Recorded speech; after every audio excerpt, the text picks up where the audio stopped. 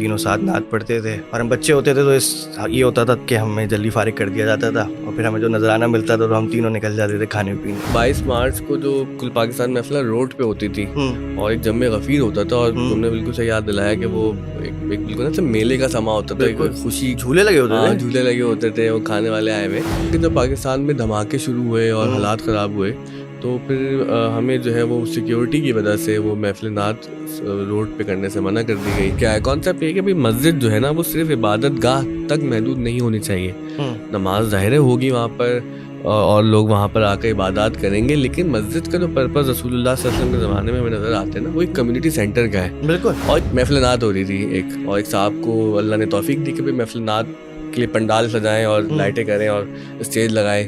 اب وہ محفل نعت سے پہلے ایک مدرسہ وہاں پہ بہت بڑا ہے، اس کے اسٹوڈنٹس آئے ڈنڈے ونڈے لے کے اور وہ اسٹیج توڑ دیا اور لائٹیں توڑ دی۔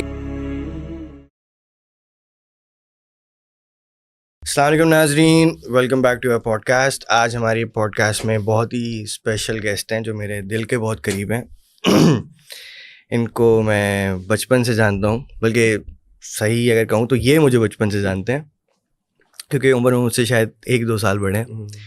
یہ علامہ ریاض الدین سہروردی صاحب کے پوتے، علامہ اعجاز الدین صاحب کے بیٹے، نعت خان فصیح الدین سہروردی کے بھتیجے، اور میرے کزن سید نجم الدین سہروردی صاحب۔ السلام علیکم۔ وعلیکم السلام زین، کیسے ہیں آپ؟ الحمدللہ۔ ہم فارمیلٹیز سے انٹرویو کریں گے جس طرح ہم بات چیت کرتے ہیں؟ پوڈ کاسٹ تو فارمیلٹی سے ہونا نہیں چاہیے، ورنہ وہ لگے گا پی ٹی وی کے زمانے کا کانٹینٹ انٹرویو ہو رہا ہے۔ صحیح بات ہے۔ ویسے تو پی ٹی وی کا زمانہ چل رہا ہے، ابھی بھی چل رہا ہے۔ کچھ لوگ دیکھتے ہی ہیں۔ کون دیکھتا ہے؟ جن کو شاید وہ فصل کاٹنی ہوتی ہے، کھیت لگانے ہوتے ہیں، وہ امریکن سنڈی والا اشتہار آتا ہے۔ اب تو میرے خیال سے کیبل ہر جگہ ہی ہے ویسے۔ نہیں دیکھا جاتا ہے کہیں کہیں۔ چلو آپ کہہ رہے تو میں یقین کر رہا ہوں۔ ایک جگہ دیکھا جا رہا ہے اڈیالہ جیل میں، کیونکہ ان کو صرف پی ٹی وی دکھاتے ہیں۔ انہوں نے عدالت میں کہا بھی تھا، انہوں نے یہی کہا کہ ایک سزا یہ بھی ہے کہ صرف مجھے پی ٹی وی دکھایا جا رہا ہے۔ خیر، نجم اور میں بچپن سے ہم لوگ ایک ساتھ ایک ہی محلے میں پلے بڑے، ہم ایک ہی خانوادے سے بلانگ کرتے ہیں۔ ہم نے نعت خوانی کا سفر، ہم تینوں کے زن نجم کا ایک بھائی بھی ہیں چھوٹے، سید شہاب الدین سہروردی صاحب، نعت خوانی کا بھی سفر ہم نے آلموسٹ ایک ساتھ ہی اسٹارٹ کیا۔ پھر ہمارے دادا کراتے تھے 22 مارچ کو کل پاکستان محفل نعت، اس میں ہم تینوں ساتھ نعت پڑھتے تھے، اور ہم بچے ہوتے تھے تو یہ ہوتا تھا کہ ہمیں جلدی فارغ کر دیا جاتا تھا، اور پھر ہمیں جو نذرانہ ملتا تھا تو ہم تینوں نکل جاتے تھے کھانے پینے۔ تو اب میں جب آتا ہوں تو وہ سارا نظام تو چینج ہی ہو گیا ہے، چیزیں بالکل بدل گئیں۔ اب وہ کھانے حالات اگر دیکھا جائے، ہم کتنے چھوٹے ہوتے تھے۔ اصل میں جو چیز بدلی نا، وہ 22 مارچ کو جو کل پاکستان محفلہ روڈ پہ ہوتی تھی اور ایک جم غفیر ہوتا تھا، اور تم نے بالکل صحیح یاد دلایا کہ وہ ایک بالکل نا میلے کا سما ہوتا تھا، ایک خوشی، جھولے لگے ہوتے تھے، جھولے لگے ہوتے تھے، وہ کھانے والے آئے ہوئے۔ تو اس وقت ظاہر ہے کہ وہ میڈیا نہیں تھا، اور سماج میں جو اس طرح کے ایونٹس تھے ان کی جو اہمیت بہت زیادہ تھی، کہ لوگ جو اس میں ایک آرگنائزیشن تھی، لوگ جو ہے وہ آتے تھے ساتھ، اور ایک خوشی کا سما ہوتا تھا، اور پھر ایک روحانی ایکسپیرینس بھی تھا نعت خوانی کا۔ پھر آپ کو یاد ہوگا کہ جب پاکستان میں دھماکے شروع ہوئے اور حالات خراب ہوئے تو پھر ہمیں جو ہے وہ سیکیورٹی کی وجہ سے وہ محفل نعت روڈ پہ کرنے سے منع کر دی گئی، اور وہ مسجد میں پروگرام ہونا شروع ہو گیا۔ اور مسجد میں بھی اس طرح سے ہوتا تھا کہ خوف ہوتا تھا، خوف کے سائے میں پروگرام ہوتا تھا۔ یہ بڑے افسوس کی بات ہے کہ آپ دیکھیں گے پاکستان میں جو مذہبی ہمارے اجتماعات ہیں وہ بہت عرصے خوف کے سائے میں ہوئے ہیں کہ دھماکے ہو رہے ہیں اور پیدر پہ دھماکے ہو رہے ہیں۔ تو اس سے ظاہر ہے کہ ایک فرق آیا، پھر مزاج میں لوگوں کا فرق آیا، پھر جو میڈیا کی اویلیبلٹی اور سوشل میڈیا کی اویلیبلٹی نے بھی بڑا فرق ڈالا نا۔ پہلے تو ایک نعت خواں کو سننا ہے، اب قاری زبیر رسول صاحب کو سننے کے لیے دنیا جمع ہو جاتی تھی وہاں پہ۔ بعد میں یہ ہوا کہ بھائی اب قاری زبیر رسول صاحب اللہ ان کو جنت نصیب کرے، لیکن ایک موبائل کے ذریعے ہم ان کو آج بھی سن سکتے ہیں۔ فصیح طاہر کو سننے کے لیے لوگ آخر تک بیٹھے رہتے تھے۔ اب یہ کہ تایا ماشاء اللہ وہ تو ابھی بھی پاپولر ہیں اور ابھی بھی لوگ ان کو سننے کے لیے بیٹھتے ہی ہیں، لیکن ایک اویلیبلٹی اس طرح سے اب آ گئی ہے۔ تو جو نئی ہماری نسل ہے اس کے لیے شاید اس طرح سے گیدر ہونا اتنا شاید مزیدار نہیں رہا جو ہم لوگ بچپن میں دیکھتے تھے۔ تو ایک تو یہ چیز ہے، لیکن جس طرح آپ کہہ رہے ہیں کہ رواج جو ہے وہ بدلتا جا رہا ہے، آپ کو لگتا ہے کہ جو ہمارے جو یہ کیا بولتے ہیں اسٹریم میڈیا ہے، یہ بھی افیکٹ ہوا اس سے؟ ہاں میڈیا بھائی دیکھیں نا، وہ کیا ایک عجیب شعر ہے نا کہ وہ گاہے گاہے کی ملاقات ہی اچھی ہے امیر, قدر کھو دیتا ہے روز کا آنا جانا. تو اگر روز ایک چیز آپ کے اویلیبلٹی میں آ جائے نا تو ظاہر ہے کہ وہ اس کی وہ وقت نہیں رہتی. That's one thing. The other thing is کہ یار نعت خوانی کا بھی تو دیکھو نا کہ جو بیچ میں حالات ہوئے اور جس قسم کی نعتیں آ رہی تھی تو مجھے تو خود سمجھ نہیں آتا تھا کہ یہ نعت ہے, یہ کوئی ریپ سانگ ہے, یہ ہے کیا. تو اس سے بھی بڑی پریشانی پیدا ہوئی اور پھر ظاہر ہے اس پہ شرعی حکم بھی لگے اور پھر شرعی حکم کے ساتھ ساتھ نا ایک بے ذوقی جو پھیلائی گئی نعت خوانی کے نام پر تو اس نے بھی بہت نقصان پہنچایا, بہت ڈینٹ ڈالا. پھر ایک اور فیکٹر یہ بھی ہے کہ زبان, اب ہماری نئی نسل کی زبان بہت خراب ہو گئی ہے, اردو زبان سے اس طرح سے شغف نہیں رہا. تو اب بہت سے آسان شعر جن کو دیکھ کے مطلب لگتا ہے سادہ سے شعر ہیں, اب وہ پوچھنے کے لیے آ جاتے ہیں کہ بھائی اس میں شگاف کا کیا مطلب ہے, اس کا کیا مطلب ہے, تو اب بھائی کس کس لفظ کا مطلب بتائیں. تو یہ بہت سارے فیکٹرز ہیں کہ ذوق و شوق کے معیار بدلے. لیکن ہیونگ سیڈ دیٹ 22 مارچ کی خاص بات یہ ہے کہ وہ دادا جو ہے نا, مجھے یاد ہے ایک دفعہ گھر میں بیٹھے ہوئے تھے اور وہ چارپائی پہ نا قرآن پاک پڑھ رہے تھے. تو مجھے اس وقت شوق ہوا تھا نئے نئے نا, ہم وہ برتھ ڈیز پہ پوسٹ کارڈس دیتے تھے اور ہیپی برتھ ڈے لکھ کے پتہ نہیں کیا کیا عجیب وغیرہ ڈرائنگ بناتے تھے. تو میں نے سوچا یار سب کی میں نے جو ہے لسٹنگ کر لی ہے کس کی کب برتھ ڈے, دادا کی برتھ ڈے کب ہوتی ہے. تو میں بھاگتا ہوا دادا کے پاس گیا اور دادا کی بڑی اچھی بات یہ تھی کہ وہ ایکسیسیبل تھے, کیونکہ ہمارے نا پرانی اس دام کا جو کانسیپٹ ہے نا کہ وہ ابا و قبا میں جبا و دستار کے اندر ایک شخص ہوگا ملبوس جس کو ٹرافی کی طرح تھوڑا سا دور سے دیکھ رہے ہوں گے اور آپ قریب جاتے ہوئے ڈر رہے ہوں گے کہ یار پتہ نہیں کیا کہہ دیں گے. لیکن دادا بہت مطلب نارمل, اور مطلب بہت نارمل جو دنیا کے لوگ ہیں نا ان سے بھی زیادہ نارمل. مطلب ہمیں یاد ہے وہ اٹاری کا گیم بھی دادا نے لا کے دیا اور کمپیوٹر بھی دادا نے لگا کے دیا. تو بڑے کول تھے دادا ہمارے, ان کے اپنی مذہبی معاملات وہ بہت بہتر تھے, لیکن انسانی طور پر جو ہے نا شخصیت میں اور اخلاق میں اور تعلق نبھانے میں ان کا کوئی جواب نہیں تھا, ان کا کوئی ثانی نہیں ہے. تو میں ان کے پاس گیا نا, دادا کوئی برتھ ڈے کب ہوتی ہے, کہنا انہیں کیا کرنا ہے, میں نے بتایا کہتا ہے کہ یہ سارا چکر ہے. تو کہنے لگے مسکرا کے 22 مارچ کو میری سالگرہ ہے اور جو ہے تم نے میری نا برتھ ڈے 22 مارچ کو منانی ہے. تو میں مما کے پاس لگ گیا نا, مما دادا کی برتھ ڈے تو 22 مارچ کو ہوگی, تو یہ کریں گے وہ کریں گے. تو مما میرے پاس ساتھ دادا کے پاس ہے, کہیں ابا جی آپ کی 22 مارچ کو تو برتھ ڈے نہیں ہوتی, تو آپ کی برتھ ڈے تو 4 اپریل کو ہوتی ہے. تو کہہ لیں گے نہیں 22 مارچ کو اللہ تعالیٰ نے مجھ سے ایسا کام لیا کہ رسول اللہ صلی اللہ علیہ وسلم کی محفل نعت اتنے بڑے پیمانے پر ہوئی, اور کل پاکستان محفل نعت ایک کانسیپٹ ہے کہ پورے ملک سے لوگوں کو بلا تفریق جوڑیں, نسل مذہب اور رنگ سب تفریقات کو ہٹا کے بھائی کہ ہم رسول اللہ کی محبت کے لیے یہاں بیٹھے ہیں. ظاہر ہے شریعت کے دائرے میں بیٹھے ہیں لیکن رسول اللہ کی محبت میں ہے. تو کہنے لگے یہ دن مجھے بہت عزیز ہے اور یہ دن مجھے نا اپنی سالگرہ سے زیادہ عزیز ہے. تو وہاں سے مجھے سمجھ آیا کہ دادا کی جو کمٹمنٹ تھی نا نعت خوانی سے اور عشق رسول صلی اللہ علیہ وسلم سے, وہ کس طرح کی تھی. بس ایک شعر مجھے یاد آ رہا ہے ان کا کہ وہ امام الہدا مرشد و پیشوا ساری خلق خدا کے ہیں وہ رہنما, رابطہ جن کا ان سے رہا استوار پھر یہ ممکن نہیں وہ بھٹک جائیں گے. تو یہ ہے علامہ جلال الدین سہروردی کی فلاسفی. تو میں نے پرسیو کیا, ظاہر آدمی جو ہے نا کسی شخص کو کسی آئیڈیالوجی کو اپنے پرسپیکٹو سے دیکھتا ہے, اس میں بہت ساری چیزیں ایسی ہیں جو آپ نے دیکھی ہوں گی اور باقی ہمارے ابھی جو آپ بتا رہے ہیں. تو مارچ میں مجھے بس یہ ایکسائٹمنٹ ہوتی تھی, 21 مارچ میری برتھ ڈے, 22 مارچ کل پاکستان, 23 مارچ کی چھٹی. تو یہ 3 دن جو ہوتا تھا نا میرے لیے عید جیسا سما ہوتا تھا. تو میرا جو سوال تھا وہ مقصد اس کا یہ تھا کہ مارٹن روڈ کے جو حالات دیکھے جائیں, جیسے ہم جاتے تھے نکل گئے کھا رہے ہیں, رات بھر چیزیں کھلی ہوئی ہیں, بنس روڈ تک ہم پہنچ جاتے تھے کبھی کبھار. نہیں مطلب میں تو نہیں کہ بنس روڈ بہت دور ہے, 3 ہٹی تک سوری, اور کباب کھا کر آ رہے ہیں. اور اس وقت ہم لڑکپن میں بھی نہیں پہنچے ہوں گے, بہت چھوٹے چھوٹے بچے تھے.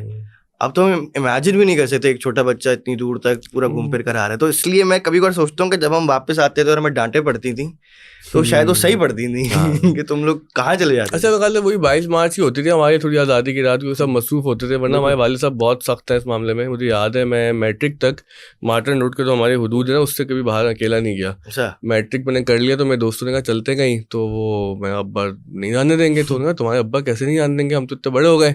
تو پھر بعد ابا انڈیا گئے ہوئے تھے کسی عرس کی تقریب میں, تو میں نے ان کو کہا کہ یار اب چل سکتے ہیں, ابا پاکستان میں نہیں ہے. اس کے بعد پھر یہ کہ ہاں جب میٹرک کر لیے تو پھر آزادی ہے. لیکن یہ بہت ضروری ہے بھائی, آج کل جو حالات ہیں نا بچوں کے معاملے میں, میرے بچے بھی ہیں تو ہم بہت زیادہ پیرانوائڈ رہتے ہیں, اور رہنا بھی چاہیے کیونکہ حالات اچھے نہیں ہیں, خیال کرنا چاہیے. یعنی اب تو تم ماشاء اللہ والد بن گئے ہو تو اس بات کا احساس ہوا کہ جو سختیاں ہوئی تھیں وہ بالکل صحیح ہوئی تھیں. میں ابھی تک اس چیز سے نہیں گزرا, تو میں لیکن یہ میں اس بات پہ 100% بلیو کرتا ہوں کہ ہمارے پیرنٹس نے جو ہمارے اوپر ایک کیا بولتے ہیں تھوڑی سی سختی کی نا وہ ضروری تھی, بہت ضروری بہت ہے. ضروری. مطلب دیکھیں بات ہے کہ والد کا اور بچے کا جو رشتہ نا اس میں ایک چیز بہت اہم ہے, وہ بھی ہمارے استاد ہیں احمد جاوید صاحب, انہوں نے مجھے سمجھائی بات بہت دیر کہ بھائی اپنی اتھارٹی آپ کو اسٹیبلش کرنی ہے, دوست ہونا ہے.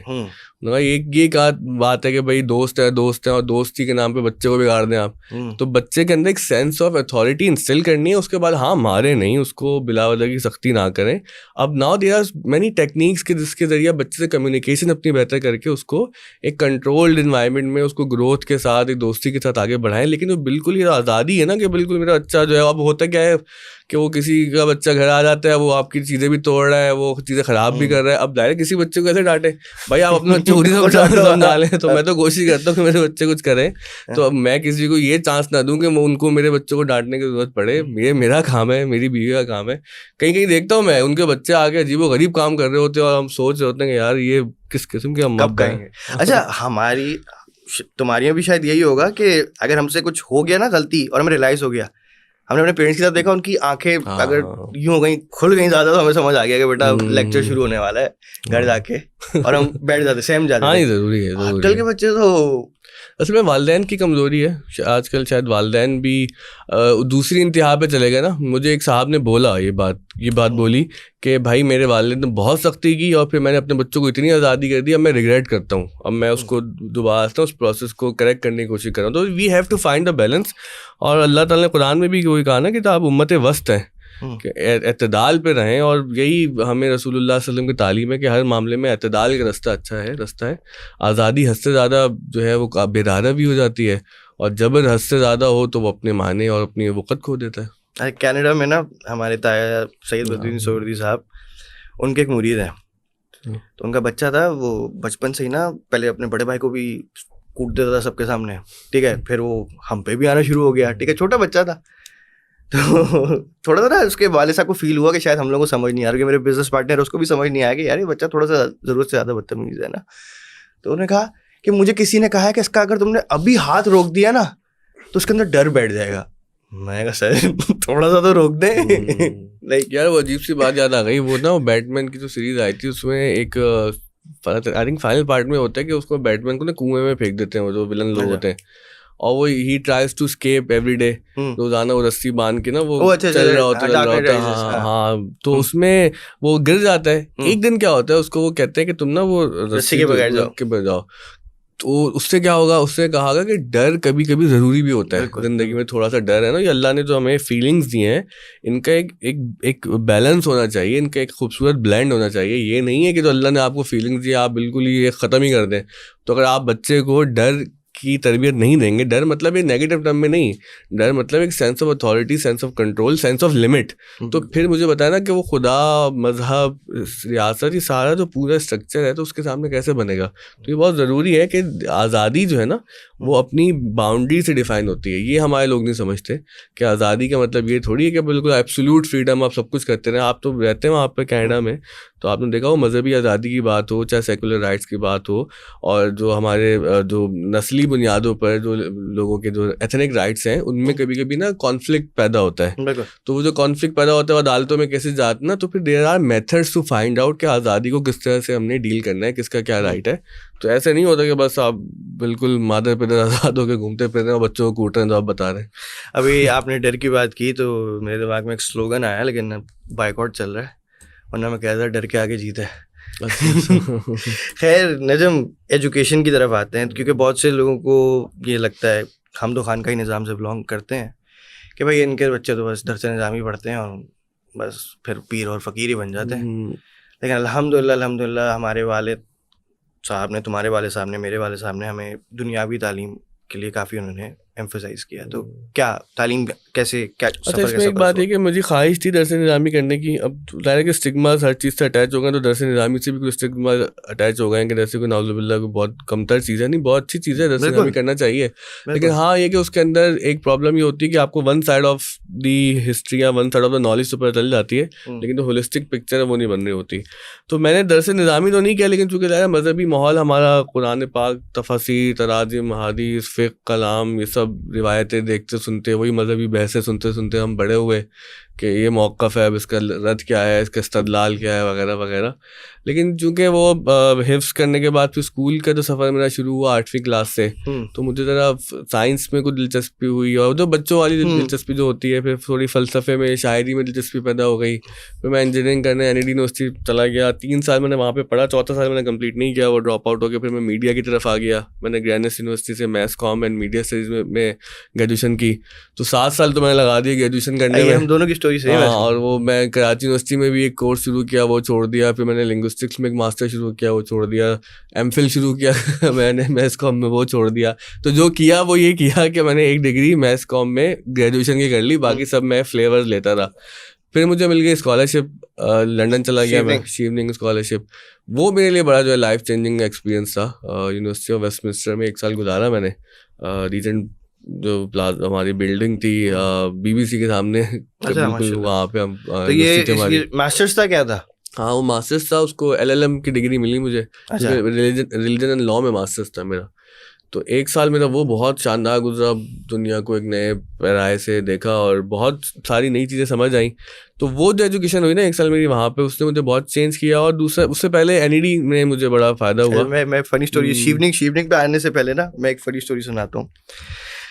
تو میں نے بھی 2 سال میں سائمن فریزر یونیورسٹی میں نے کمپیوٹر سائنس پڑھا. میں 3 سال پڑھا. ہاں پھر مجھے میں کہا یار تو آگے جا کے بہت بورنگ ہو رہا ہے. تو پھر میں نے بزنس میں یارک یونیورسٹی میں اپنا ٹرانسفر کروا دیا, لیکن میں نے گھر پہ کسی کو نہیں بتایا. اچھا. میں چھپا کے رکھا, میں کہا ابھی نہیں بتاؤں گا. میں ہمت پیدا کر رہا تھا, میں ہلکے ہلکے نا والدہ صاحبہ کو ہنٹ دیتا تھا. تو وہ آگے سے کہتی نہیں اگر تم نے یہی کرنا ہے تو تم کراچی واپس آ جاؤ. اور کراچی مجھے واپس آنا نہیں تھا. میں کہا یار یہ سمجھ نہیں پا رہی کہ میں اب سب سوئچ بھی کر چکا ہوں, سمجھ بھی نہیں آ رہا. اب وہ گریجویشن کی فی الحال ڈیٹ آ گئی ہے, ہم والد صاحب والدہ ادھر, اب مجھے سمجھنا ہے فل پہن کے. میں نے کہا یار کیا کیا کیا. خیر وہ اناؤنسمنٹ ہو گئی الحمد للہ. ہم کو اس وقت تک نہیں سمجھ آیا نا, ڈگری جب ہاتھ میں آئی. اچھا والدہ کو سمجھ آ گیا, ان کو نا لگا کہ جب یہ BBA کا اناؤنس ہوئے تب اس کو کیوں بلایا ہے نا. تو فی الحال ڈگری آ گئی, تو والدہ نے ڈگری دیکھی. والدہ فل آپ دیکھ, میں کہا والد صاحب کو بتائیں گے, والد صاحب یا تو سب کے سامنے تھپڑ مار دیں گے یا پھر ناراض ہو جائیں گے کیا. کہتے ہیں والد صاحب نے ڈگری دیکھی, اچھا ماشاء اللہ ماشاء اللہ ٹھیک ہے. امی کہتی ہے اس کا میجر تو دیکھے, اس پہ کیا لکھا ہوا ہے, تم نے کمپیوٹر سائنس نہیں پڑھا. میں نہیں وہ مجھے تھوڑا سا مشکل ہے. اچھا کوئی مسئلہ نہیں. بدی بھائی نے بھی مجھے میڈیکل میں ڈلوا دیا تھا, مجھ سے نہیں ہو پایا تو میں نے جرنلزم کر لیا. امی کو سمجھ نہیں آ رہا کیا بولیں. امی کہتے دونوں باپ بیٹے ایک جیسے ہو. مزاج کے. تو میں تو یونیورسٹی بدل لی تھی. میں تو 3 سال انجینئرنگ پڑھتا تھا, پھر میں نے دوسری یونیورسٹی چلا گیا تھا, کیونکہ پاکستان میں یہ نہیں ہوتا. یہ بڑی سہولت والی بات بتا رہے ہو کہ دیکھنے والوں کے لیے کہ آپ میجر بدل لیں. لیکن ہم چونکہ NID میں یونیورسٹی بہت شاندار ہے NID, لیکن وہاں پہ یہ سہولت نہیں ہے کہ آپ سوئچ کر کے کسی اور بزنس میں چلے ہیں, میڈیا میں چلے ہیں. کیونکہ I guess strictly engineering university ہے نا.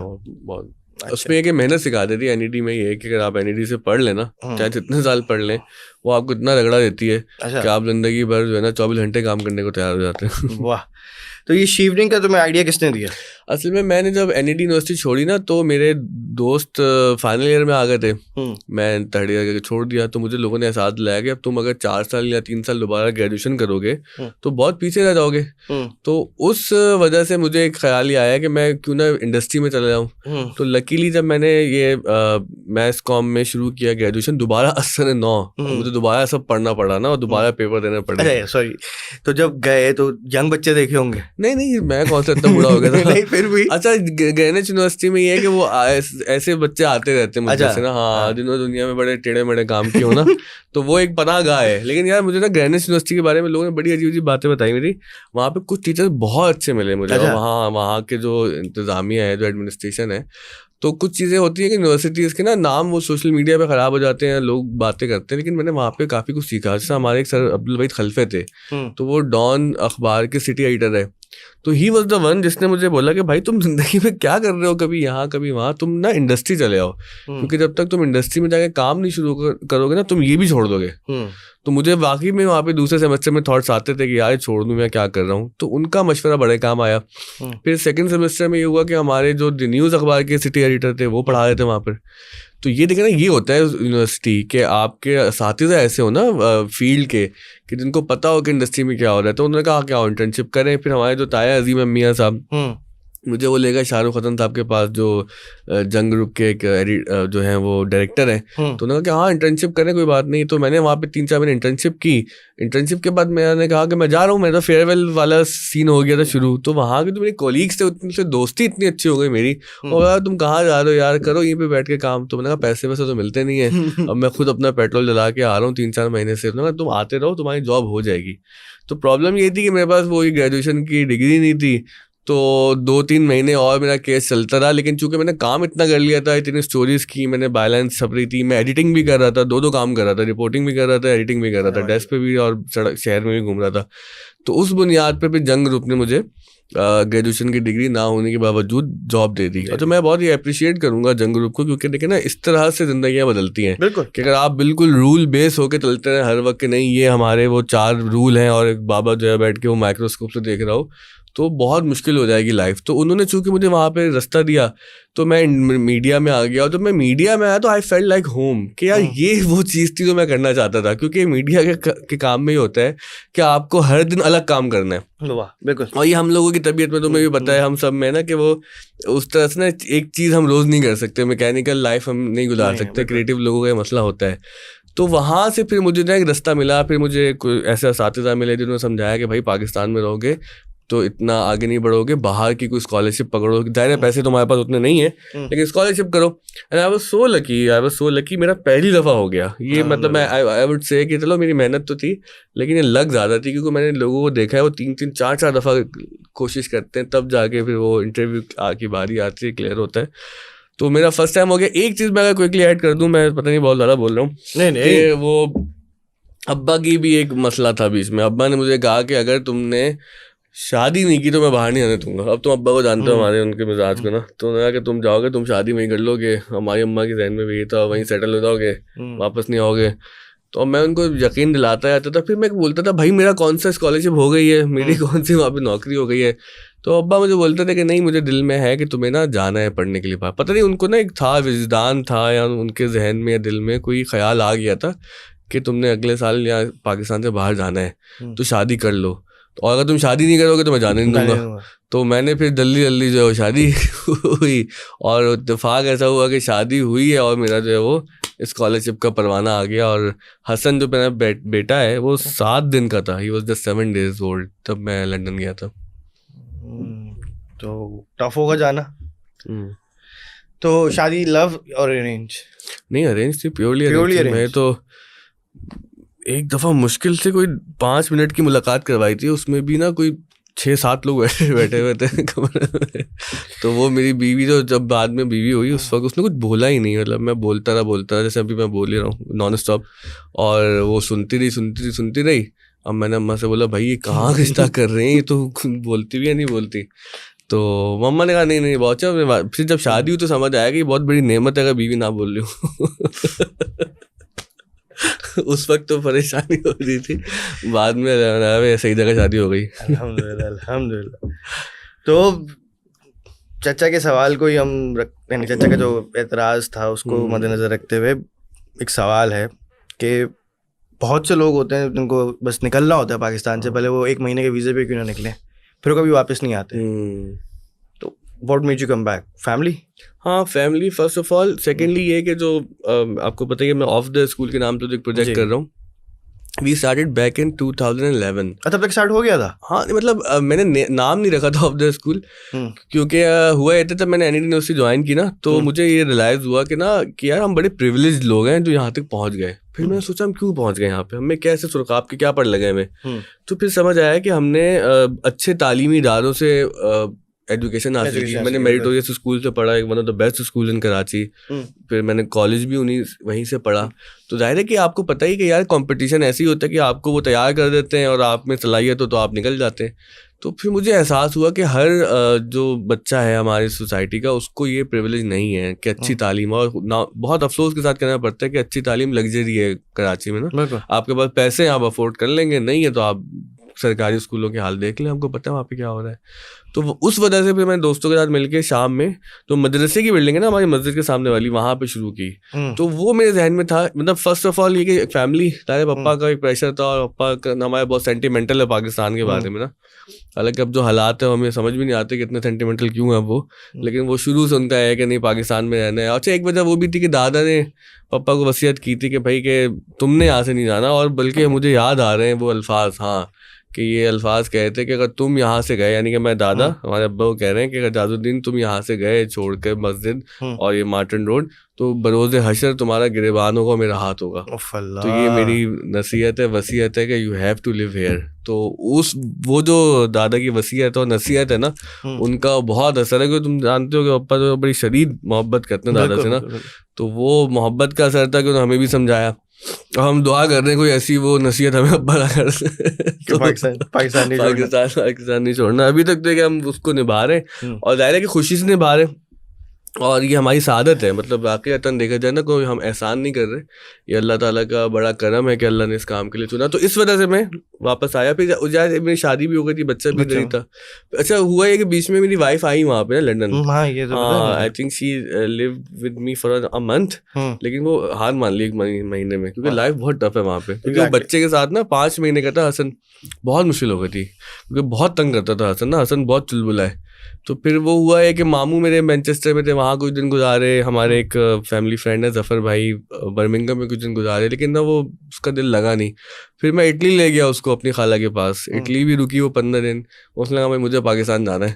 تو وہ پھر اس کا بھی مزاج یہی ہے کہ مجھے پاکستان میں رکنا ہے. تو اب خالی اماں ابا نہیں بلکہ بیوی بھی ہے جو پاکستان میں رک کے بیٹھی ہوئی ہے. خیر او ٹی ایس پہ آتے ہیں, آف دا اسکول. یہ ایک کمپلیٹلی فلاحی کیا بولتے ہیں ادارہ ہے, لیکن الحمدللہ اس میں کوئی چندے کا کانسیپٹ ایسا نہیں ہے, ایسا بالکل نہیں ہے کہ اچھا. تو پھر یہ کس طرح چل رہا ہے اس کا نظام؟ اصل میں شارٹلی بتاؤں تو 2011 سے ہم نے شروع کیا, پھر میں لنڈن چلا گیا 2018 میں. 2019 جب ہم لنڈن گئے تو کون دیکھ رہا تھا پیچھے؟ شہاب دیکھ رہا تھا. شہاب اور میرا دونوں کا یہ ایکول اس میں ایک طرح سے ایفرٹ ہے, ہماری کنٹریبیوشن ہے. وہ حالانکہ وہ مثلا وکیل ہے, وہ اپنے کوڈ بھی دیکھ رہا ہے, کچھ کمپنیز کے ساتھ کام بھی چلا رہا ہے, LLM کیا اس نے, لیکن یہ کہ وہ آف دا اسکول کے بارے میں بڑا جو ہے وہ سنسیئرلی ایفرٹ کرتا ہے. بلکہ کبھی کبھی نا وہ مجھ سے زیادہ جذباتی ہو کے اور آگے بڑھ کے جو چیزیں دیکھ رہا ہوتا ہے, کیونکہ میرا تھوڑا سا مزاج لیٹ بیک ہے, میں رک کے کام کرتا ہوں, شہاب میں آگے بڑھ کے کام کرتے ہیں. تو ظاہر اپنا اپنا مزاج ہوتا ہے کام کرنے کا. تو شہاب بھائی دیکھ رہے تھے اور ابھی بھی چیزیں دیکھتے ہیں وہ میرے ساتھ. تو جب میں واپس آیا نا تو اس وقت میرے ذہن میں آیا تھا کہ میں آن لائن شروع کرتے ہیں, کیونکہ اسپیس کی بھی لمیٹیشن تھی. تو اتفاق ایسا ہوا کہ ہم نے یہاں آن لائن شروع کیا, وہاں کووڈ آ گیا, اور وہ دونوں چیزیں ٹکرا گئی آپس میں. تو پھر ہم نے کچھ آن لائن ویڈیوز بنائی, کچھ انفرٹینمنٹ کائنڈ آف چیزیں بنائی. تو وہ چلتا ہے تو لوگوں کے سامنے پھر ہمارا کانسیپٹ آیا. وہ کانسیپٹ کیا ہے؟ کانسیپٹ یہ کہ بھائی مسجد جو ہے نا وہ صرف عبادت گاہ تک محدود نہیں ہونی چاہیے. نماز ظاہر ہوگی وہاں پر اور لوگ وہاں پر آ کر عبادات کریں گے, لیکن مسجد کا جو پرپز رسول اللہ صلی اللہ علیہ وسلم کے زمانے میں ہمیں نظر آتے ہیں نا, وہ ایک کمیونٹی سینٹر کا ہے. بالکل. اور یہ میں نے سیکھا کہاں سے؟ لنڈن سینٹرل ماسک سے. میں لنڈن سینٹرل ماسک بہت جاتا تھا وہ نماز ادا کرنے کے لیے. میں دیکھتا تھا فیملیز آ رہی ہیں وہاں پر, وہ بیسمنٹ میں ریسٹورینٹ ہے, وہاں پر ایک کتابیں بھی مل رہی ہیں. تو بالکل نا ایک جیسے گھر جیسا ماحول لگتا ہے. پھر میں سوچتا تھا ہمارے ساتھ کیا مسئلہ ہے. بلکہ میں آپ کو ایک عجیب سی بات بتاؤں, میرے ساتھ نا ایک ایجپشن پڑھتی تھی. تو ایک دفعہ وہ کلاس میں آئی اور شی واز سو اینگری, اور وہ شی اسٹارٹڈ جیلنگ ایٹ می. میں نے کہا بھائی میں نے کیا کر دیا؟ میرے گروپ میں بھی تھی, ہم ساتھ کام کر رہے تھے ایک اسائنمنٹ پہ. تو کہنے لگی یار وہ ہوا یہ کہ میں ایسٹ لنڈن میں تھی, اور ایسٹ لنڈن میں پتہ ہے آپ کو ایشین زیادہ ہوتے ہیں. تو عصر کی نماز کا وقت کم رہ گیا, تو میں ایک مسجد میں گئی اور میں نے ان سے کہا کہ نماز پڑھنے دیں. تو انہوں نے کہا نہیں یہاں پر نا خواتین کو الاؤ نہیں ہے. تو اس نے کہا میں نے کہ میں ایک طرف ہو کے پڑھ لیتی ہوں. تو اس کو منع کر دیا. تو جب وہ تھوڑی تیز مزاج بھی تھی تو اس نے غصے میں کہا کہ آپ یہ چاہتے ہیں کہ میں ایک مسلمان لڑکی سڑک پہ نماز پڑھے بجائے ایسی کہ مسجد کے کونے میں جا کے نماز اپنی ادا کر لے سمٹ کے. تو کہتے ہیں آگے سے وہ پاکستانی کوئی صاحب تھے, مسجد بھی پاکستانی کو زیرہ سے. تو نے کہا ہاں یہ بہتر ہے کہ آپ سڑک پہ پڑھ لیں, اندر نہیں آنے دیں گے آپ کو.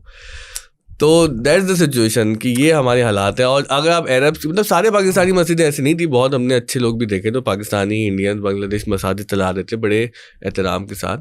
اور ظاہر جو جس نے مسجد سے نکالا اس کی بھی آئیڈیالوجی ہوگی, اس کے ذہن میں بھی کوئی بات ہوگی کہ یار یہ بہتر نہیں ہے, یہ اندر آئے گی پتہ نہیں کیا ہو جائے گا.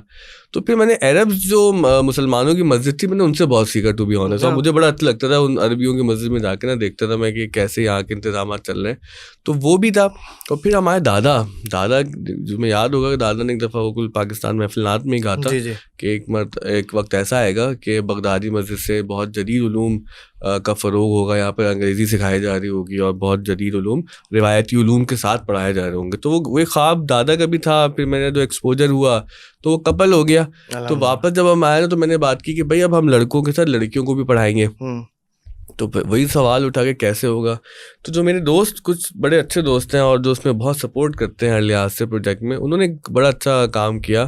انہوں نے ہمارے پورے اسکول میں, اب تو 2 اسکول ہو گئے ہیں, مسجد کے اندر بھی 2 کیمپس ہے, تو 4 کیمپس ہے اس وقت ہمارے, تو اور آس پاس ہی ہیں وہ سارے. تو انہوں نے ہمیں 168 کیمراز لگا دیے, CCTV کیمراز, جو پورے منتھ کی ریکارڈنگ بھی اس میں ہوتی ہے اور وہ ہر طرف سے نا دیر از نو بلائنڈ اسپاٹ. تو جب وہ کیمرے لگ گئے نا تو یہ آرگیومنٹ پھر وہاں پہ ختم ہو گیا کہ بھائی لڑکیاں آئیں گی, کوئی پرابلم ہو جائے, کوئی اخلاقی مسئلہ پیدا ہو جائے. تو میں نے کہا بھائی اب تو جو حالات ہیں تو لڑکوں کے ساتھ بھی اخلاقی مسائل جو ہو گئے ہیں, تو پھر آپ کو کیمرے لگانے چاہیے. کیونکہ ہماری حالت انفارچونیٹلی یہ ہے کہ ہمیں شاید اللہ سے کم ڈر لگتا ہے, کیمروں سے زیادہ ڈر لگتا ہے. تو یہ اس طرح سے پھر ہم نے جو ہے آف دا اسکول کو ایکسپینڈ کیا.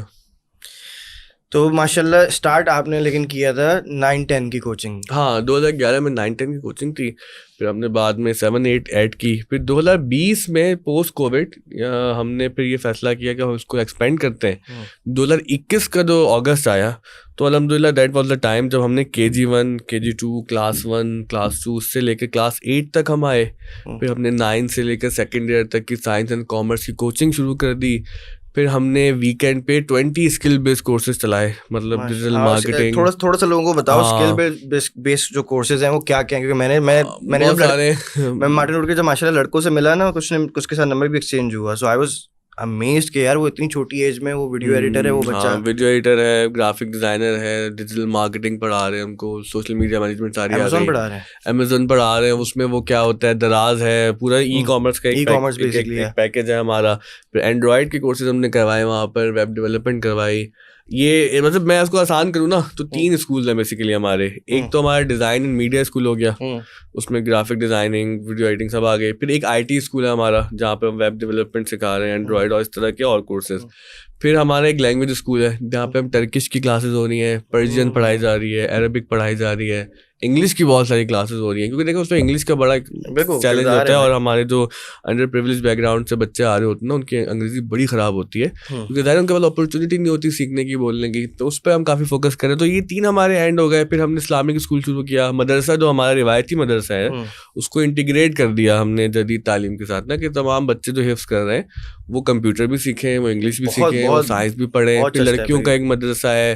تو یہ اس طرح سے چیزیں الحمدللہ اب یہ ہو رہا ہے کہ ایکو سسٹم بن گیا. پھر ایز وی اسپیک 2023 میں ہمارے ایک اسکول سے 2 اسکول ہو گئے, یعنی کہ 1A 1B 2A 2B اس طرح کرتے کرتے ہم 8 تک آئے. تو پھر اب ہمیں پرائیویٹ اسکول کی رجسٹریشن مل گئی ہے سندھ گورنمنٹ سے. تو اب ہمارے پاس 9 اور 10 کے بچے بھی آ گئے. تو الحمدللہ بہت کچھ ہو رہا ہے. اباؤٹ 2700 اسٹوڈنٹس ایک وقت میں پڑھ رہے ہوتے ہیں. وہ ایسے پڑھ رہے ہوتے ہیں کہ ہم 7 دن کلاسز کرتے ہیں صبح سے رات تک. 7 دن وہاں پہ ٹیچرز آ رہے ہیں, پڑھ رہے ہیں, سیکھ رہے ہیں. پھر ہم نے یہ کیا آگے بڑھ کے چھٹی دے دو یار بیچاروں کو. یار ہوتی ہے چھٹی, میرے علاوہ سب کی چھٹی ہوتی ہے. بچوں کو نہیں, بچوں میں یہ ہے کہ ہم نے ویکینڈ کو آپشنل رکھا ہوا ہے. تو 2000 کے قریب ہمارے اسکول میں بچے ہیں, اور جو 700 بچے ویکینڈ پہ آتے ہیں نا اس میں کئی ایسے ہیں 300-400 باہر سے بھی آ رہے ہیں, 500 کچھ اسکول کے بچے بھی آ رہے ہوتے ہیں. تو وہ کل ملا کے 2700 کے قریب بچے بن جاتے ہیں. لیکن وہ ویکینڈ آپشنل ہے. لیکن there are students we have کہ جو 7 دن آتے ہیں, لیکن وہ 7 دن یہ ہوتے ہیں کہ 5 دن فل ٹائم آتے ہیں, اور سیٹرڈے سنڈے کو آ کے کچھ 2 گھنٹے کا 3 گھنٹے کا انہوں نے کورس لے لیا. تو پھر ایک انکیوبیشن سینٹر ہے ہمارا جہاں پر بچے سیکھتے ہیں, اور وہ پھر بہت ساری کمپنیز میں چلے جاتے ہیں. مثلاً ابھی ہماری ایک بہت مشہور کمپنی ہے اسٹار کام ورلڈ وائڈ. یہ ایک امریکن کمپنی ہے, تو پاکستان میں بھی وہ چل رہی ہے.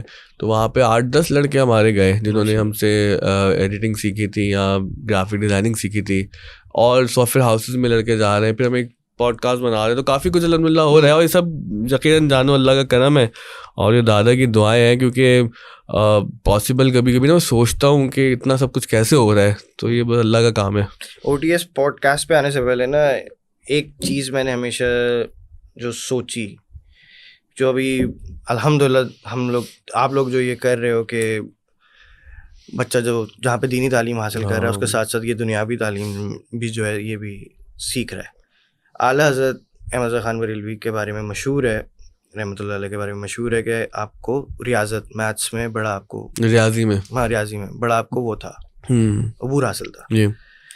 تو میرے نزدیک یہی ہوتا تھا کہ یار ہمیں جو وہ کرایا نا میتھس میں A² + B² + C² + 2AB اور یہ ساری چیزیں, ہاں left hand side is equal to right hand side, یہ کیوں کرایا. اب مجھے تاکہ تھوڑا سا یہ ہوا کہ وہ اس لیے کرایا کیونکہ آپ کے دماغ کو انہوں نے لاجیکل بنایا کہ آپ یہ دیکھو کہ یار یہ چیز کے ساتھ میچ بھی کر رہی ہے.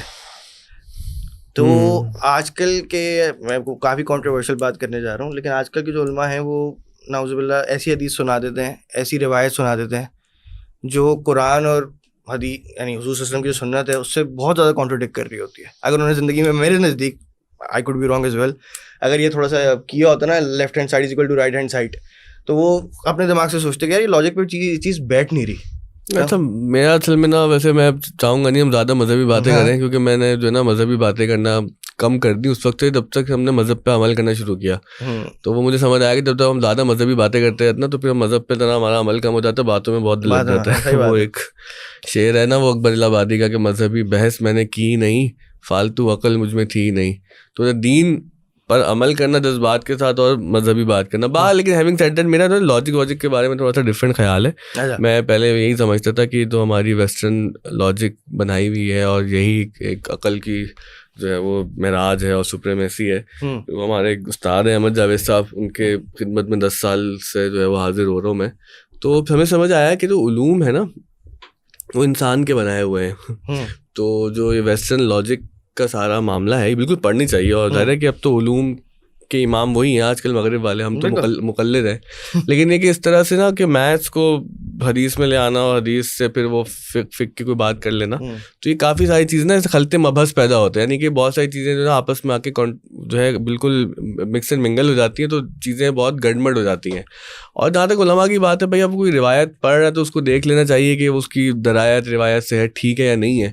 اور پھر سب سے بڑھ کر یہ کہ وہ قرآن سے جو ہے مطابقت میں ہے یا نہیں, تو وہ ایک الگ ڈومین ہے. پھر اعلیٰ حضرت کی جو میتھس والی بات ہے, ظاہر ہے کہ وہ بہت سارے علوم پر ان کو اللہ نے دستر عطا کی, لیکن سوال یہ ہے نا کہ ہم نے اپنے مدارس میں ان علوم کو کیوں نہیں جاری کیا. بالکل. اور ہم نے کیوں جو اعلیٰ حضرت کی چلیں ورثہ سمجھ کے ہی اس کو اپنے ہاں تھوڑی سی ایفرٹ کرتے. اب فلسفہ پڑھانے کی بات کرو تو رد فلسفہ پہلے پڑھا دیتے ہیں. تو چیزوں کو نا تھوڑا میرٹ پر دیکھنے کے لیے یہ دیکھنا ضروری ہے. میرے خیال سے ہم اس کو سمیٹیں نا اس بات کو کہ دین کیا ہے, قرآن کیا ہے, حدیث کیا ہے نا, یہ اگر ہم ان سوالات کو سامنے رکھیں ان کے جوابات ڈھونڈنے کی کوشش کریں تو شاید چیزیں تھوڑی سی نا آرڈر میں ہمیں نظر آنا شروع ہوں. لیکن ابھی ہم آف کیمرہ یہ بات کہہ رہے تھے کہ یہ یونانی فلسفہ تم نے مجھے بتایا تھا کہ وہ لوگ کچھ پروف کرتے تھے اور آپ پھر اس کو قرآن میں ڈھونڈتے تھے اور آپ کہتے تھے, بٹ مجھے بات بہت صحیح لگی آپ نے کہی تھی. ہاں یہ بات یہ نا کہ جو یونانی فلسفہ ہے, جو پوری مطلب جو آپ فلسفہ دیکھیں نا تو اس کی تو امام وہی نظر آتے نا آپ کو گریس میں. اور جو گریک پورے جو فلسفی ہے وہ زبردست لوگ تھے, سقراط تھے, نیچے آپ ایرسٹوٹل, پلاٹو, سارے جو پوری عادت ہیں. تو ہمارے یہاں غلطی یہ ہوئی کہ ان کی جو لاجکس تھی یا ان کا جو فلسفی تھی اس کو ثابت کرنے کے لیے قرآن کی آیتیں رکھتے تھے.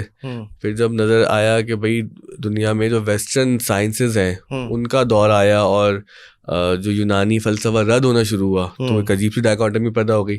پھر ہم نے یہ شروع کر دیا کہ چلو بھائی جو مغرب سے تھیوری آ رہی ہے, سائنس آ رہی ہے, اس کو قرآن میں ڈھونڈ کے وہی left hand side right hand برابر کر کے جو ہے وہ کانٹینٹ بناتے رہو. ہو جائے گا. میں بھی جب بالکل بتا رہا تھا تم کو, میں چھوٹا تھا تو وہ ڈاکٹر ذاکر نائک کو پوری رات سنتے تھے اور ہمیں لگتا تھا کہ یار سب سے بڑا کام یہی ہے کہ سائنس کو کسی طرح قرآن سے ثابت کر دیں تو کیا بات ہے. پھر بعد میں سمجھ آیا کہ بھائی قرآن جو ہے وہ اخلاق کی کتاب ہے, وہ آخرت کا مسئلہ جو ہے وہاں سے پہلے سالو کرنا ہے آپ کو کہ بھائی آپ کی آخرت میں کیا ہوگا. ظاہر دنیا میں بھی وہ مکمل رہنما ہے ہمارے لیے, لیکن یہ جو ہماری نفسیات نا چیزوں کو ثابت کرنے کی کہ بھائی میں نے مقدمہ پہلے بنا لیا ہے, میں نے پوری جو آئیڈیالوجی بنا لی ہے. اب میں قرآن کو اس لیے کھول رہا ہوں تاکہ میں کسی طرح سے ریورس انجینئرنگ کر کے اس کو ثابت کر دوں. تو یہ مجھے لگتا ہے غلط ہے کہ اگر آپ قرآن کی بارگاہ میں آ رہے ہیں تو خالی ذہن ہو کر آپ قرآن کے حضور میں آ کے قرآن سے پوچھیں گے بھائی کہ آپ کا کیا مقدمہ ہے, تو پھر شاید چیزیں سیدھی بننا شروع ہوں گی. ہاں اس میں پھر وہ ضرور ہے کہ رسول اللہ صلی اللہ علیہ وسلم کی محبت, رسول اللہ صلی اللہ علیہ وسلم کی سنت, رسول اللہ صلی اللہ علیہ وسلم کی اتباع کو پیش نظر رکھتے ہوئے اگر آپ قرآن کی بارگاہ میں آئیں گے تو اللہ ہدایت دے گا. ورنہ آپ جانتے ہیں قرآن میں یضل بھی کثیرا و یہدی بھی کثیرا, کہ اس قرآن کو پڑھ کے لوگ گمراہ بھی ہوتے ہیں اور ہدایت بھی پاتے ہیں. میں یہ نہیں کہہ رہا کہ قرآن خود نہ پڑھیں اور گمراہ ہو جائیں گے. I totally disagree with this notion کہ اللہ نے کتاب آپ کے لیے نازل کی ہے, آپ کو پڑھنا ہے. اور دیکھیں ابھی مجھے ایک صاحب نے بڑی عجیب بات بولی, انہوں نے کسی سے سن کے بولی, مجھے نہیں پتا کس سے سن کے آ رہے تھے. وہ کہہ رہے تھے کہ میں نے ویڈیو میں دیکھا کسی کو یہ کہتے ہوئے کہ ہم یہ کہتے ہیں کہ گورے قرآن پڑھ کے مسلمان ہو رہے ہیں نا, فلانا آدمی ہے اس نے قرآن پڑھا اور وہ گوگل میں کچھ سرچ کر رہا تھا اسلام کے خلاف اور اس کو قرآن مل گیا اور وہ پڑھ کے مسلمان ہو گیا. ویل اینڈ گڈ, بالکل ایسا ہوا ہے. وی نو پیپل کہ جن کو اللہ تعالیٰ نے ایسے ہدایت دی. اچھا جب ہماری باری آتی تو وہ کہتے ہیں قرآن پڑھو گمراہ ہو گے. تو مجھے بڑے اچھا آرگیومنٹ لگا کہ یار یہ بنے گا, پتہ نہیں کس نے یہ بات کی ہے. انہوں نے مجھے کسی دوست نے بتایا کہ یار اس نے بڑی اچھی بات کی کہ گورا پڑھ کے جو ہے قرآن ہدایت یافتہ ہو جائے گا, تم پڑھو گے تو گمراہ ہو جاؤ گے. وہاں پہ کون سے مولوی صاحب گورے کو پڑھا رہے تھے قرآن؟ اب میں اس کا آنسر دوں, کیونکہ جو گورا جو مسلمان ہو رہا ہے نا وہ ان کے نزدیک ابھی بھی گمراہ والا مسلمان ہو رہا ہے. وہ ابھی تک حلوے والا مسلمان نہیں ہوا نا. ہاں وہ اب ایک الگ بحث ہے نا. یہ سارے مسئلے بات یہ کہ دیکھیں بھائی دین بہت واضح قرآن میں اور عقائد بہت واضح ہیں اور اللہ تعالیٰ کو پتہ ہے کہ کون صحیح مسلمان ہے. یہ ہمارا کام تو نہیں ہے نا بحال کہ ہم فیصلے کریں. مجھے تو یہ فکر رہنی چاہیے کہ اللہ کیا میرا ایمان قبول کرے گا. بالکل, ہر انسان کو اپنے ایمان کی فکر ہونی چاہیے, لیکن ہر انسان کو اپنے ایمان کو چھوڑ کے دوسرے کی ایمان کی, سب سے پہلے اپنی پھر ظاہر آپ کے گھر والوں کی جو قرآن میں آتے ہیں کہ یا الذین آمنوا قوا انفسکم واہلیکم نارا, کیا ایمان والو اپنے آپ کو اپنے گھر والوں کو دوزخ کی آگ سے بچاؤ. تو ظاہر ہے کہ آپ اپنے اوپر شروع کریں پھر اپنے دائرے کا کو گھر والوں تک لے کے جائیں. لیکن پھر ایک بات سمجھیں کہ اللہ تعالیٰ نے آپ کو کتنا اختیار دیا ہے نا, کہ میں اپنے بیٹے پر تو تھوڑی سی سخت بات بھی کہہ کے بات سمجھا سکتا ہوں, لیکن تم پر کیوں کر رہا ہوں میں؟ تم کو تو میرے لیے قرآن نے کہا کہ بھائی کہ اچھے طریقے سے بات پہنچا دو. لیکن بات یہ نا کہ دیکھو نا اب دائرہ اختیار میں فرق آ گیا نا. جو میرا استحقاق میرے بیٹے پہ وہ تم پہ نہیں ہے, تم کزن ہو بھائی ہو, جو تم پر ہے وہ پھر ایک تیسرا آدمی پہ نہیں ہے. تو یہ ہمیں سمجھنا چاہیے کہ یہ جو ہائرارکی ہے, جو ہمارے تعلقات کا جو ایک آرڈر ہے نا, کئی لوگ کیا ہوتے ہیں وہ اتنے زیادہ جذباتی ہو جاتے ہیں کہ پوری دنیا کو پتہ نہیں کچھ کرنے نکل پڑتے ہیں, تو اس سے پھر معاملات جو ہے مزید خراب ہوتے ہیں. میرا ایک دوست یونیورسٹی میں پڑھتا تھا تو اس کو اللہ تعالیٰ نے ہدایت دے دی, وہ ذرا پریکٹسنگ مسلمان ہو گیا. پھر بعد میں اس کو غصہ بھی آنے لگ گیا تھوڑا تھوڑا. اس نے ایک دن کیا کیا, وہ گھر میں تو کیبل کے بارے میں کہا کہ بھائی اس کو بند کریں, یہ غلط ہے نا. 2-3 دن جب گھر والوں کو سمجھ نہیں آئی تو اس نے آگے محلے میں تار کاٹ دی. اس پہ پھڈا ہو گیا کیونکہ باقی لوگوں کی بھی کیبل بند ہو گیا. تو پھر ہم نے سمجھایا کہ بھائی تم کو اللہ نے کہنے کا حکم دیا ہے, یہ حکم نہیں دیا کہ تم فیصلے کرو. مثلاً میں آپ کو چھوٹی بات بتاؤں, ہمارے جمشید روڈ کے علاقے میں محفل نعت ہو رہی تھی ایک, اور ایک صاحب کو اللہ نے توفیق دی کہ بھائی محفل نعت کے لیے پنڈال سجائیں اور لائٹیں کریں اور اسٹیج لگائیں. اب وہ محفل نعت سے پہلے ایک مدرسہ وہاں پہ بہت بڑا ہے, اس کے اسٹوڈنٹس آئے ڈنڈے ونڈے لے کے اور وہ اسٹیج توڑ دیا اور لائٹیں توڑ دیں. اور بھائی انہوں نے کہا کہ اللہ نے ہمیں کہا ہے کہ اگر تم برائی دیکھو تو اس کو ہاتھ سے روکو. اب ان کے پرسپیکٹیو سے تو نعت خوانی نعوذ باللہ کوئی شرک ہو رہا تھا, کوئی بدعت ہو رہی تھی وہاں پہ. تو اگر اب ہر آدمی ڈنڈا بردار بن کے نکل جائے شہر میں کہ بھائی کہ میں اپنا جو میری سینس آف موریلٹی ہے یا جو میری انڈرسٹینڈنگ آف ریلیجن ہے میں وہ نافذ کروں گا, تو بھائی پھر تو بربادی ہے نا. اسی لیے میں کہتا ہوں left hand side is equal to right hand side بہت ضروری ہے. لیکن وہ ضروری ہے, لیکن وہ نا علم میں جو نا اس طرح تھوڑی سی نا مسائل بھی پیدا ہوتے ہیں کہ ہر چیز کو نا مطلب علوم کو ان کے اپنی اپنی ڈومین میں بھی دیکھنا چاہیے. آپ اس کو اسلام میں امپلیمنٹ نہیں کرو گے, لیکن وہ آپ کو نا بہت ساری چیزیں ضروری ہے.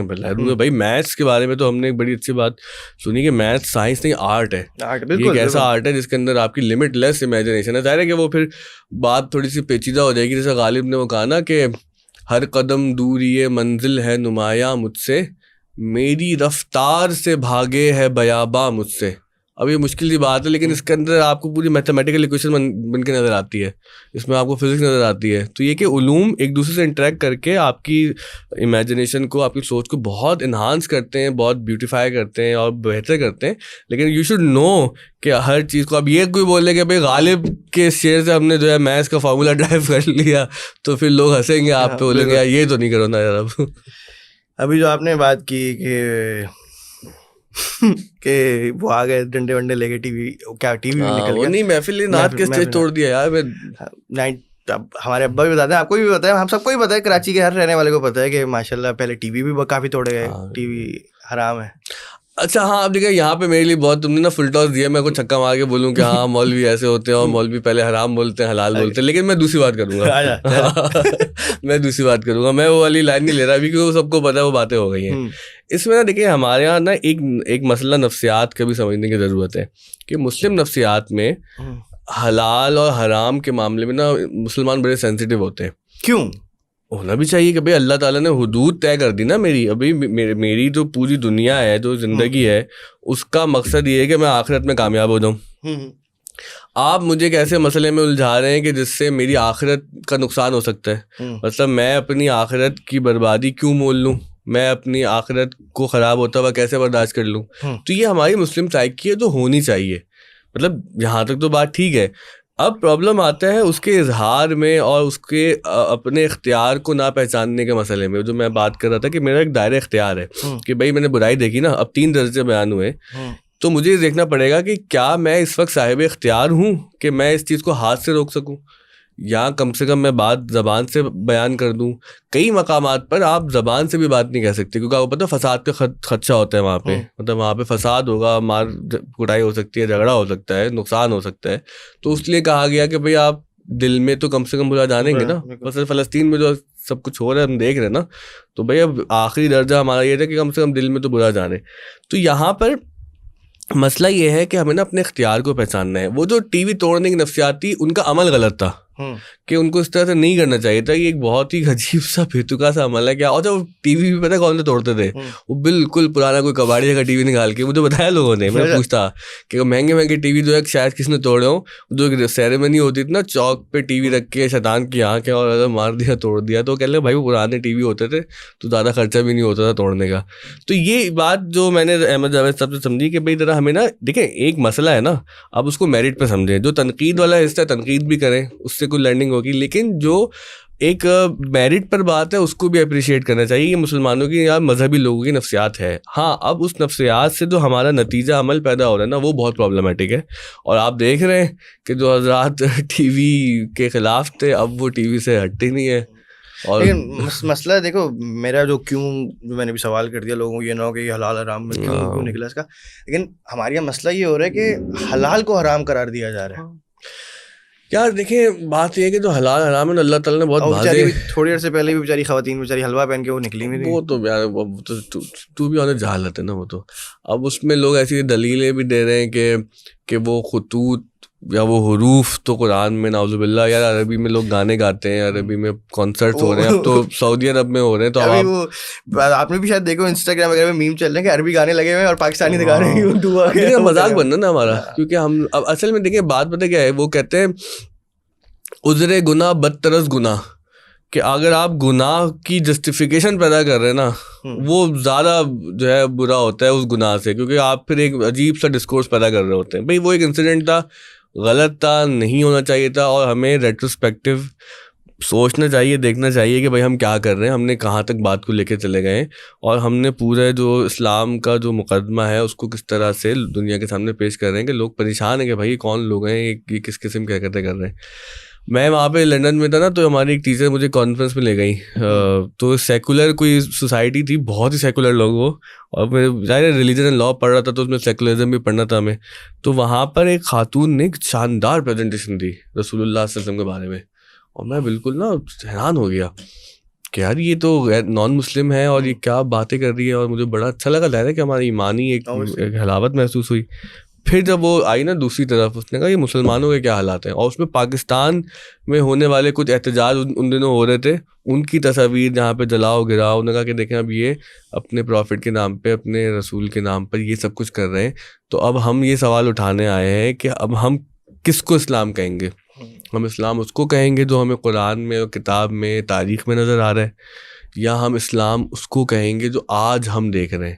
اور ظاہر ہے کہ پوری امت مسلمہ پاکستان جیسی تو نہیں ہے, لیکن چیری پکنگ کا مسئلہ تو ہر جگہ ہے کہ جو برا ہوتا ہے وہ خبر بن جاتا ہے. اور ہم نے وہ جب صحافت کر رہے تھے تو وہ ایک بہت مشہور مثال ہمیں سننے کو ملتی تھی کہ کتا آدمی کو کاٹے تو یہ خبر نہیں ہے, آدمی کتے کو کاٹ لے تو خبر ہے. تو جو برا ہوتا ہے تو اس کو وہ اٹھا کے دنیا کے سامنے رکھتے بھی ہیں. لیکن بہرحال ہماری بھی ذمہ داری ہے کہ جو ہمارے جذبات ہیں ان کو کسی علم اور کسی عقل کے ذریعے چینلائز کریں, ورنہ ہے کہ نقصان ہمارا مزید بڑھتا رہے گا. اب بہت سی بات کی, اب حضور صلی اللہ علیہ وسلم سے جو لوگ انسپائر ہوئے اور اسلام لائے وہ آپ صلی اللہ علیہ وسلم کے اخلاق پہ لے کر one of the biggest reasons. لیکن آج کل جو مسلمان ہو رہے ہیں وہ قرآن پڑھ کے ہو رہے ہیں, کیونکہ مسلمانوں کا اخلاق تو اللہ معاف کرے دیکھنے والا ہے نہیں. کیونکہ میں نے one of the biggest reason اس لیے کہا کہ رسول اللہ صلی اللہ علیہ وسلم نا وہ وجودی دلیل بھی ہیں خدا کے. بالکل ایسی بھی ہمیں واقعات ملتے ہیں جہاں پر رسول اللہ صلی اللہ علیہ وسلم کو دیکھ کر لوگ مسلمان ہو گئے, وہ بھی ملتے ہیں کہ جہاں پر آپ کے اخلاق کریمانہ کی وجہ سے مسلمان ہوئے, اور بہت سارے واقعات ہیں, وہ بہت سی حدیثیں روایتیں. لیکن رسول اللہ صلی اللہ علیہ وسلم کا معاملہ بہت یہ ہے کہ وہ نا ایسے اللہ تعالیٰ کے وجود کی دلیل ہے ہمارے لیے, تو لوگ دیکھ کے مسلمان ہوئے. اب دوسری بات جو کر رہے ہیں بھائی, یہ بہت دفعہ کہی جا چکی ہے, اور اب تو ایسا لگتا ہے کہ نا جیسے ہم نے یہ کوئی چالاکی اور حربہ بنا لیا ہے کہ بھائی اسلام بہت اچھا ہے, مسلمانوں کو مت دیکھو. اور وہ ایک مثال لی جاتی ہے کہ گاڑی جو ہے وہ اچھی ہے, یہ دیکھے ڈرائیور. نہیں بھائی, ڈرائیور بھی دیکھا جاتا ہے. یہ اب یہ چالاکی نہیں چلے گی, دنیا یہ آرگومنٹ نہیں مانے گی, یہ فلاڈ آرگومنٹ ہے. ہاں ہمیں پتہ ہے کہ اسلام میں اور مسلمانوں میں کیا فرق ہے, لیکن چونکہ آپ ریپرزنٹیشن کر رہے ہیں, ہم ریپرزنٹیشن کر رہے ہیں, تو جو ہماری خرابیاں ہیں وہ لا محالہ پوچھا جائے گا کہ بھائی کہ یہ کس دین کی امتی ہیں اور ان کی حالت ایسی کیوں ہے. کوئی راہ فرار نہیں ہے, المیہ ہے یہ ایک. اب مجھے اس کا نام میرے دماغ سے نکل گیا, جرمن ہسٹورین تھا اور اسلامک ہسٹری اس نے وہ لکھتا تھا, پھر وہ بعد میں مسلمان ہو گیا تھا. تو اس کا کوٹ تھا, Islam is the perfect religion and Muslim are the worst ummah. ہاں وہ ہو سکتا ہے. مجھے وہ شعر یاد آ رہا ہے افتخار عارف کا, رحمت سید لولاک پہ کامل ایما, رحمت سید لولاک پہ کامل ایما, امت سید لولاک سے خوف آتا ہے. تو میں یہ نہیں کہہ رہا کہ میں نے اس سے ٹوٹلی ایگری کرتا ہوں, ڈس ایگری کرتا ہوں, لیکن یہ ایک بات ہے جو آج کل بہت زیادہ کہی جا رہی ہے. لیکن ایک بات ایک اور بھی ہے نا کہ ہم اپولوجیٹک بھی تو بہت ہو گئے نا. ہم بہت زیادہ جو ہے نا ایسا لگتا ہے کہ ہر معاملے کے اندر ریلیجیس ڈیفیٹزم کا شکار ہو گئے, اور ہاں ہم ایسے ہی ہیں, اور ہاں ہم ایسے ہیں. لیکن نہیں بھائی, نکلو نا اس سے. قرآن آپ کے سامنے ہے, احادیث آپ کے سامنے, اور پھر ہمارے سامنے اقبال بھی ہیں. اصل میں وہ زبان والی جو ہم بات کر رہے تھے نعت خوانی سے جڑی ہوئی, ایک مسئلہ یہ بھی ہو کہ علامہ اقبال نے جو فلسفہ خودی دیا نا, ہم اس سے بھی بہت دور ہو گئے. فلسفہ خودی کی نا ایک بڑی شاندار بات یہ ہے کہ اگر آپ بہت ہی ہارے ہوئے فیل کر رہے ہیں نا, بہت ہی ڈپریسو ہیں, اور آپ دنیا کے حالات دیکھ رہے ہیں, اور پھر آپ اپنے آپ کو دیکھ رہے ہیں, تو اقبال کو اگر آپ پڑھنا شروع کر دیں نا, تو وہ اندر سے کم یہ ہوگا کہ آپ کو فرد کی سطح پہ زندہ کر دے گا. کم سے کم یہ ہوگا کہ آپ کے اندر خواب پیدا ہو جائے گا کہ نہیں یار, کہ ہم نے اس دنیا کو بدلنا ہے, ہم نے اس دنیا کے اندر اپنا حصہ ڈالنا ہے. اور پھر اقبال سے جو دوری ہے نا ہماری نسل کی, یہ بہت بہت بڑی بربادی ہے ہماری. لیکن ابھی آپ نے کہا کہ ہمیں خود سے نکلنا چاہیے, جو ہم کیا بولتے ہیں جس بیماری کا شکار ہے. بھائی ظاہر ہے کہ بیماری کی تشخیص تو کریں پہلے, لیکن جن نے نکالنے کی کوشش کی ان پہ فتوے بھی لگ گئے. اقبال کو ہی لے لیں. ہاں نہیں مطلب وہ فتوے ٹھیک ہے وہ لگے, لیکن ان کا اتنا اثر نہیں ہوا, کیونکہ اقبال کی شخصیت اتنی بڑی ہے اور اقبال کا قد اتنا بڑا ہے کہ وہ سب فتوے بازی ان کے آگے بہت چھوٹی رہ گئی. جواب شکوہ تو لکھنا پڑا نا, تو اچھا کیا نا لکھنا ہی تھا نا. وہ دیکھیں جو شکوہ کی جو اسکیم ہے نظم کی, وہ خود تقاضا کرتی ہے کہ اس کا ایک جواب شکوہ ہوگا. مطلب اگر وہ شکوہ خالی چھوڑ کے چلے آتے تو ہم بھی پریشان ہو رہے ہوتے نا. تو یہ پورا جو ایک ہولسٹک پکچر ہے نا, ایک تھیسس ہوتا ہے, پھر اس کا ایک اینٹی تھیسس ہوتا ہے, وہ پھر کے سنتھیسس سینٹینسز بنتے ہیں نا. تو وہ ایک بڑی وہ مشہور جو ایک نظم ہے کہ پیراڈائز لاس پیراڈائز ری گین. تو ایک لٹریچر کے اندر یہ طریقہ ہے ایک بات کو سمجھانے کا کہ ایک پہلے آرگیومنٹ آتا ہے اور پھر اس کا جو ہے وہ جواب آتا ہے. تو بہت اچھا ہے. اور بلکہ جواب شکوہ جو ہے نا مجھے یاد آ رہا ہے کہ جب میں بالکل کالج میں تھا نا میں نے یاد کر لی تھی پوری پتہ نہیں کیوں یاد کر لی تھی. مجھے اتنی اچھی لگتی تھی وہ. دل سے جو بات نکلتی ہے اثر رکھتی ہے پر نہیں طاقت پرواز مگر رکھتی ہے. قدسی الاصل ہے رفت پہ نظر رکھتی ہے. خاک سے اٹھتی ہے گردوں پہ گزر رکھتی ہے. عشق تھا فتنہ گرو سر کشو چالاک میرا. آسماں چیر گیا نالے بے باک میرا. اب کچھ سمجھ نہیں آیا آپ کو مجھے لیٹ سے, لیکن یہ کہ اس کی جو تاثر ہے نا صوتی آہنگ جو اس کی وائس ہے وہ اتنی حیران کن ہے. اصل میں شعر میں نا 3 چیزیں بڑی اہم ہیں. ایک تو لفظ کا معنی, پھر جو لفظ کی بناوٹ جس طرح سے وہ لکھا جاتا ہے اس کا بھی اپنا اثر ہوتا ہے, اور پھر لفظ کی آواز. تو یہ سب مل کے جو ایک رنگ پیدا کرتے ہیں نا تو وہ پھر جو ہے نا ہمارے لیے بڑی جو ہے نا کارآمد چیز بنتی ہے. لیکن چونکہ اب ہماری اس طرح کی شعری تربیت نہیں رہی اور اس طرح سے لٹریچر سے بھی تعلق نہیں رہا ہمارا. سائنس میں تو ہم تھے ہی پیچھے نا, لیکن جو لٹریچر میں زبان میں آگے تھے اب وہاں پہ بھی ہم نے مار کھا لی ہے. تو یہ بڑا افسوس ہوتا ہے. یہ شکوہ آپ نے غلام محی الدین جو تھے ان کی آواز میں سنا تھا؟ نہیں میں پڑھتا تھا. مجھے بس شعر اچھے لگتے تھے, اور شعر جو ہے نا وہ اپریشیٹ کرنے چاہیے, پہلے سمجھنا بعد میں چاہیے. یہ بھی ہم نے احمد جاوید صاحب سے سیکھا کہ میں بہت زیادہ سر مارتا تھا سمجھ نہیں آ رہے. تو نے بتایا کہ بھائی جو شعر ہوتا ہے نا میڈیم یہ اپریشیٹ کرنے کا ہے, یہ آپ کے اسٹیٹکس کو بہتر کرنے کے لیے پہلے ہے, نظریات بعد میں اس میں بیان ہوتے ہیں. وہ بھی شاعروں کی بھی 3 اقسام ہوتی ہے نا کہ کچھ شاعر ہوتے ہیں شاعر برائے شاعر, بس وہ اسٹیٹکس بیان کرتے ہیں اور وہ بہت ہی خوش رنگی کی بات ہو رہی ہے اس میں رومانٹسزم ہے. کچھ شاعر ہوتے ہیں جو اس کے اندر اپنا ایک پورا نظریہ بیان کرنے کے لیے جو ہے بات کر رہے ہوتے ہیں. جیسے اقبال کا ایک پورا نظریہ ہے جو اس میں بیان ہوتا ہے, اور ایسے بیان ہوتے ہیں کہ بہت بڑے مسائل جو ہے وہ ایک مصرعے میں جیسے بیان ہو جاتے ہیں. لیکن الحمدللہ آج اوپر سے جب دادا دیکھتے ہوں گے ہمیں تو وہ یہ دیکھ کے بہت خوش ہوتے ہوں گے کہ ان کی زندگی کے جو 3 امپورٹنٹ پہلو تھے الحمدللہ وہ آج تک زندہ ہے. ہاں میں اصل میں تھوڑا سا اسکیپٹیکل ہوں, تو امید تو رکھتے ہیں کہ وہ خوش ہوتے ہوں گے, لیکن ظاہر ہے کہ ہماری اپنی حالت بھی انہی مسلمانوں جیسی ہے جس پر ابھی ہم تورا کر رہے ہیں بیٹھ کے کہ یہ مسلمان ایسے مسلمان ویسے. بھائی ہم بھی وہی ہیں, تو امید ضرور رکھتا ہوں میں, لیکن چونکہ میں اسکیپٹیکل ہوں اندر سے, میں باہر سے بہت امید کی باتیں کرتا رہتا ہوں. اگر میں اپنے اندر جھانکوں نا تو مجھے خوف زیادہ ہے دنیا میں نا, ڈر زیادہ لگتا ہے, اور کوئی بھی امید. لیکن وہ دیکھو نا اسپیکٹس تایا جو ہے وہ, ہاں وہ تو ظاہر ہے, مطلب تمہارے لیے میں بہت خوش گمان ہوں, ظاہر ہے کہ تم بڑا اچھا کام کرو. پھنسی جا کے تو کیا بات ہے, بڑی تایا دیکھو نا اب ہمارے ابا نے تو پورے ماشاء اللہ خانقاہ نظام ان کا مدرسہ سب تلایا. ہاں ہمارے بڑوں کے لیے کہ بڑوں کے لیے میں بڑوں کی بات کر رہا ہوں, ابھی ہم اپنے بھی نہیں آیا. تایا نے وہ مسجدوں والا نظام سنبھالا, پپا نے نعت خوانی والا نظام سنبھالا, چچا نے خانقاہی نظام سارا سنبھالا پورا. نعت کالج کا بچوں کو جو ایک دیکھو آج تک چھوٹے سے چھوٹا بچہ جو یعنی ہم سے بھی چھوٹے ہیں وہ دادا کو ابا جی کے نام سے جانتے ہیں, کیونکہ دادا نے پوری جنریشن کی ٹریننگ کی ہے. ہاں دادا نے دیکھو نا بڑے زبردست کام کیا نا, کہ ایک تو ان کے اندر تحریکی آدمی تھے وہ, اور آپ کو پتہ ہی ہے کہ وہ جب امرتسر میں تھے تو وہاں پہ انہوں نے سیاست میں بھی حصہ لیا, تقاریر بھی کرتے تھے, اور جو قائد اعظم کی مسلم لیگ تھی اصل والی نون کہاں سے آ گئی بھائی, اس وقت نون غنہ یہ والی سب تھوڑی تھی, اصل والی جو مسلم لیگ جو تھی نا original, we don't have any other branch والی, ہماری کوئی اور برانچ نہیں ہے, اس وقت نہیں تھی. تو اس میں وہ بہت تحریکی آدمی تھے دادا نا. پھر دادا نے پڑھایا. دادا کی عجیب بات یہ تھی نا کہ ان کی اتنی صلاحیتوں کے باوجود انہوں نے دین سے کبھی 1 روپیہ نہیں کمایا, بلکہ جو پیسے آتے تھے وہ دے ہی دیتے تھے.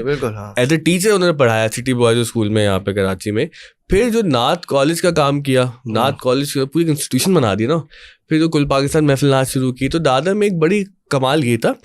دوسرا دادا کا کمال کیا تھا, دادا کا کمال یہ تھا کہ میں اگر اس کو نا ایسے بیان کرنے کی کوشش کروں کہ جیسے وہ بہت مٹے ہوئے آدمی تھے. بالکل وہ اپنے مقصد کو اپنے اندر پورا جو ہے نا کہتے ہیں باڈیمنٹ بن چکے تھے اس کا نا, تجسیم بن چکے تھے. مطلب ان کی ذات اب کچھ نہیں تھی کہ نعت خوانی ہے, دل میں دین ہے, تزکیہ نفس ہے, اس سب کے لیے دادا نے بہت کچھ کیا. تعریف سے بہت بھاگتے تھے. دیکھو نا آج کل جو ہمارے کلچر ہے, مذہبی کلچر, میں تمہیں حاجی کہوں, تم مجھے نمازی کہو, اور بس پورا جو ہے وہ 1 گھنٹہ نکال لیں ایک دوسرے کی تعریف کے اندر. آپ کی تقریر سے پہلے آپ کا کم از کم منیمم 5 سے 6 منٹ کا تو اناؤنسمنٹ ہونا چاہیے. القابات. اچھا وہ القابات ایسے میں سچ بتاؤں نا, ان القابات سے نا معنی کی روح فنا ہو چکی ہے. مطلب جب مجھے کوئی کہتا ہے نا کہ یہ حضرت آ کے آپ کو وہ تقریر سے فیوز و برکات پھیلائیں گے اور آپ کے قلب روشن کریں گے, تو میں سوچتا ہوں کہ ان کے آنے سے پہلے ہمیں کیسے بدل گیا قلب روشن کریں گے. لیٹ ہم ٹرائی ایٹ لیسٹ کہ وہ بات تو کرنے دو ان کو. مطلب وہ بتاتے ہیں کہ آج رقت آمد دعا کریں گے, تو پہلے سے کیسے بدل جاتا ہے آپ کو کہ رقت آمد دعا ہوگی. تو یہ دادا میں مطلب بالکل. مجھے جواز سہروردی ہمارے مرحوم تھے, تو انہوں نے ایک دفعہ عجیب بات بتائی. تو وہ کہنے لگے کہ ابا جی کہتے تھے کہ, اور صوفیہ کا حوالہ دیتے ہوئے, کہ بھائی جو تعریف کا مسئلہ ایسا ہے کہ اگر ایک کتا ہے اس کو کوئی ہڈی ڈال رہا ہے اور اس کے پیر میں چاٹ رہا ہے آ کے, تو ظاہر ہے کہ اس کو ہڈی مل رہی ہے, وہ پیر چاٹ رہا ہے. اور اگر اس کو کوئی پتھر مار رہا ہے تو اس پہ بھونک رہا ہے, تو انسان کو ایٹ لیسٹ ایسا نہیں ہونا چاہیے. یعنی کہ پتھر یہاں پہ تنقید ہے اور جو ہڈی ہے وہ تعریف ہے, کہ جو آپ کی تعریف کر رہا ہے آپ اس پر جو فدا ہو گئے ہیں, اور جو آپ کی اصلاح کے لیے بھی کوئی تنقیدی بات کر رہا ہے. کوئی تنقید کا مقصد یہ ہوتا ہے نا کہ چیز کو بہتر کرنا نا, تو آپ اس سے جو ہے وہ لڑنا جھگڑنا شروع کر دیں. تو دادا کا یہ مزاج تھا. اور پھر دادا کی ایک اور مجھے بات یاد آ رہی ہے کہ دادا نے نا یہ بنائی انجمن اندل بان راز رسول. اب ظاہر ہے کہ بہت بڑا پلیٹ فارم تھا, اور فصیح طاہر نے اور پپا نے, بڑی طاہر, سب نے بہت کام کیا. پھر بہت بڑے بڑے لوگ نعت خواں اور علماء اس میں شامل رہے. پھر بعد میں کئی لوگوں نے اپنی تنظیمیں بنائیں. مطلب ایک صاحب کا نام میں جان بوجھ کے نہیں لے رہا کنٹروورسی سے بچنے کے لیے, حالانکہ یہ بات لکھی ہوئی رپورٹڈ ہے. انہوں نے اپنی ایک تنظیم بنا دی نعت خوانی کی, تو اس میں دادا کو بھی انویٹیشن بھیج دیا. اینڈ ہی ایکسپیکٹڈ کہ دادا نہیں آئیں گے, کیونکہ دادا اپنی اتنی بڑی تنظیم چلا رہے ہیں. تو دادا اس پریس کانفرنس میں چلے گئے. تو اور وہاں پہ دادا بڑے خوش ہوئے, ان کو مبارکباد دی. تو ایک صحافی نے سوال کیا کہ علامہ صاحب آپ کی اپنی اتنی فعال تنظیم موجود ہے, اس کی موجودگی میں کیا وجہ ہے کہ لوگ یہ اپنی نئی تنظیمیں بنا رہے ہیں اور آپ آ کے اپریشیٹ بھی کر رہے ہیں. تو دادا نے کہا کہ بھائی کوئی اجارہ داری تھوڑی ہے ہماری نعت خوانی پر, کہ بھائی رسول اللہ صلی اللہ علیہ وسلم کے محبت کا کام ہے, سب کو کرنا چاہیے. اور یہ تو انجمن اندل بان راز رسول کی کامیابی ہے کہ اب نئے لوگ اپنی اپنی سطح پر یہ کام کر رہے ہیں. یہ کوئی سیاست تھوڑی ہے, مسلم لیگ نون فے قاف جیم تھوڑی ہے کہ بھائی ہم ناراض ہو جائیں کہ ہمارا کمپٹیٹر پیدا ہو جائے, ہو گیا ہے. تو یہ اسپرٹ اگر آج ہم دین کے حوالے سے, فلاح کے حوالے سے رکھیں نا, تو پھر ہم کوئی کولیبوریٹ کر سکتے ہیں, کوآرڈینیشن میں کام کر سکتے ہیں. اگر میں تمہیں اپنا دشمن سمجھ لوں, تم مجھے اپنا جو ہے وہ ایک ناقص سمجھ کے بیٹھے رہو, تو اس سے پھر بربادی زیادہ ہو رہی ہے. اور بات یہ نا کہ تھوڑا سا لوگوں کو اسپیس بھی دینا چاہیے. لوگوں سے غلطیاں ہوتی ہیں, ہم سے بھی ہوتی ہیں بھائی. اب آپ ایک غلطی پکڑ کے جو ہے وہ تماشا بنا دیں, تو پھر یہ آپ کی شخصیت کا اظہار ہوتا ہے. اس سے دادا سے محبت تو ہم سب کو ہے, لیکن دادا کے بارے میں جب مجھے یہ والد صاحب نے بتایا, اور والد صاحب سے پہلے مجھے کسی اور نے بتایا تھا, میں نے والد صاحب سے کنفرم کیا کہ یہ بات سچ ہے. والد صاحب نے کہا یہ بات سچ ہے. تو والد صاحب کو گورنر ہاؤس سے انویٹیشن آیا کہ آپ آگے پڑھیں, اور اپنے والد صاحب کو لے کر آئیں, دادا کو لے کر آئیں. تو اس وقت ہم لوگ روفی میں شفٹ ہو گئے تھے گلشن کی طرف نا. تو والد صاحب آئے تو جمعہ تھا, دادا نے جمعے کی نماز پڑھائی اور اندر آئے. تو پاپا نے کہا کہ ابا جی وہ گورنر آپ جانا, آپ کو میں نے بتایا تھا نا. تو دادا نے کہا ہاں مجھے پتہ ہے. تو پاپا نے ایسی کہہ دیا کہ وہ ذرا کپڑے وغیرہ چینج کر لیں. میں کہا کہ میں ان کپڑوں میں رب کی بارگاہ میں چلا گیا, گورنر کیا چیز ہے. بالکل ٹھیک ہے. میں کہا واہ یار, چپل بھی وہ اسپنج کی, وہ زیادہ رومال سر پر ڈال لیا, یا جالی والی ٹوپی. آج کل کے تو مولوی صاحب کی ماشاء اللہ ٹوپی. بلکہ میں ایک بات, میں ظاہر تفنن بات کر دوں, کاٹنا تو بعد میں کاٹنا. وہ دادا کے حلیہ دیکھ کے لوگ ان کو دیوبندی سمجھتے تھے, کہتے تھے کہ یہ تو بریلوی آزاد ہوتے ہیں, ان کے پیران نظام کا تو عموماً گیٹ اپ اتنا ہیوی ہوتا ہے نا. تو یار یہ کون سے پیر صاحب ہیں, شاید یہ دوسری طرف کے ہیں, تو اتنے سادہ ان کا تھا. بلکہ مجھے یاد آئی ایک بات تم سے ہی سن کے, کہ دادا ہمارے محلے میں صادق عمر سہروردی صاحب ہے نا, وہ آگے ہماری صابری مسجد ہے, وہاں کے امام بھی ہے. تو ان کے یہاں پروگرام ہوتے تھے. تو دادا لاہور جا رہے تھے, اور صادق بھائی نے ان سے کہا کہ بجی منگل کو ہم وہ درس قرآن والا پروگرام رکھیں گے. تو دادا نے ٹائم دے دیا, اور انہوں نے کہا ٹھیک ہے. بس چند لوگ ہی آتے تھے, مطلب 100 150 200 لوگ ہوتے تھے, گھروں میں محفلیں ہوتی تھی. تو وہ ہمارے مسجد کے خادم کی طرح, دادا کے بچوں کی طرح وہیں پہ مسجد میں رہے, اور وہیں پہ پڑھا, وہیں پہ خدمت آج بھی کر رہے ہیں.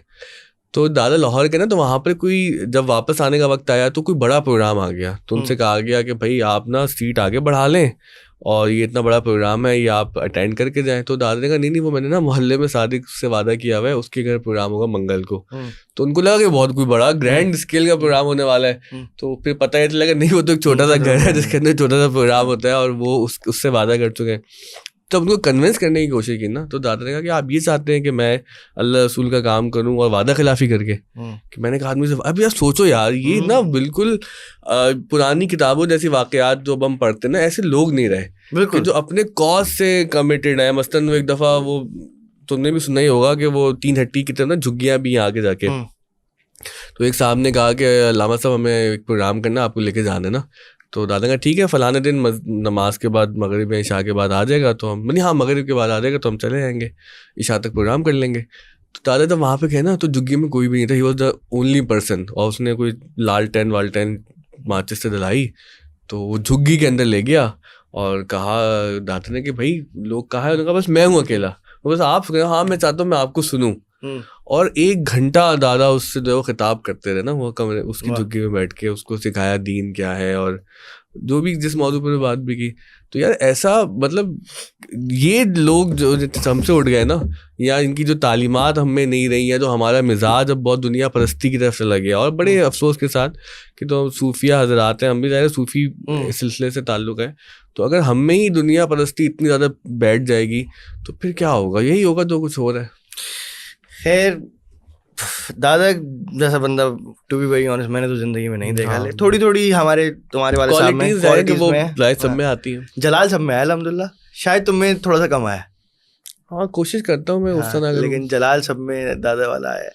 دادا کا بھی تو مطلب جلال جو تھا نا, جلال تھا 5 منٹ کا, تو خود ہی نارمل ہوتا تھا, پیار کرتے تھے اور خود ہی معافی بھی مانگ لیتے تھے کہ یار اس وقت میں غصے میں نے تھوڑا زیادہ. اور وہ لگا کہ وہ ایج کے ساتھ ساتھ بھی جب وہ ان کی ذمہ داریاں بہت تھی, پھر دادا نے بہت ٹف ٹائم دیکھا نا وہاں پہ جہاں مسجد کے اندر لوگوں نے بہت پریشان کیا.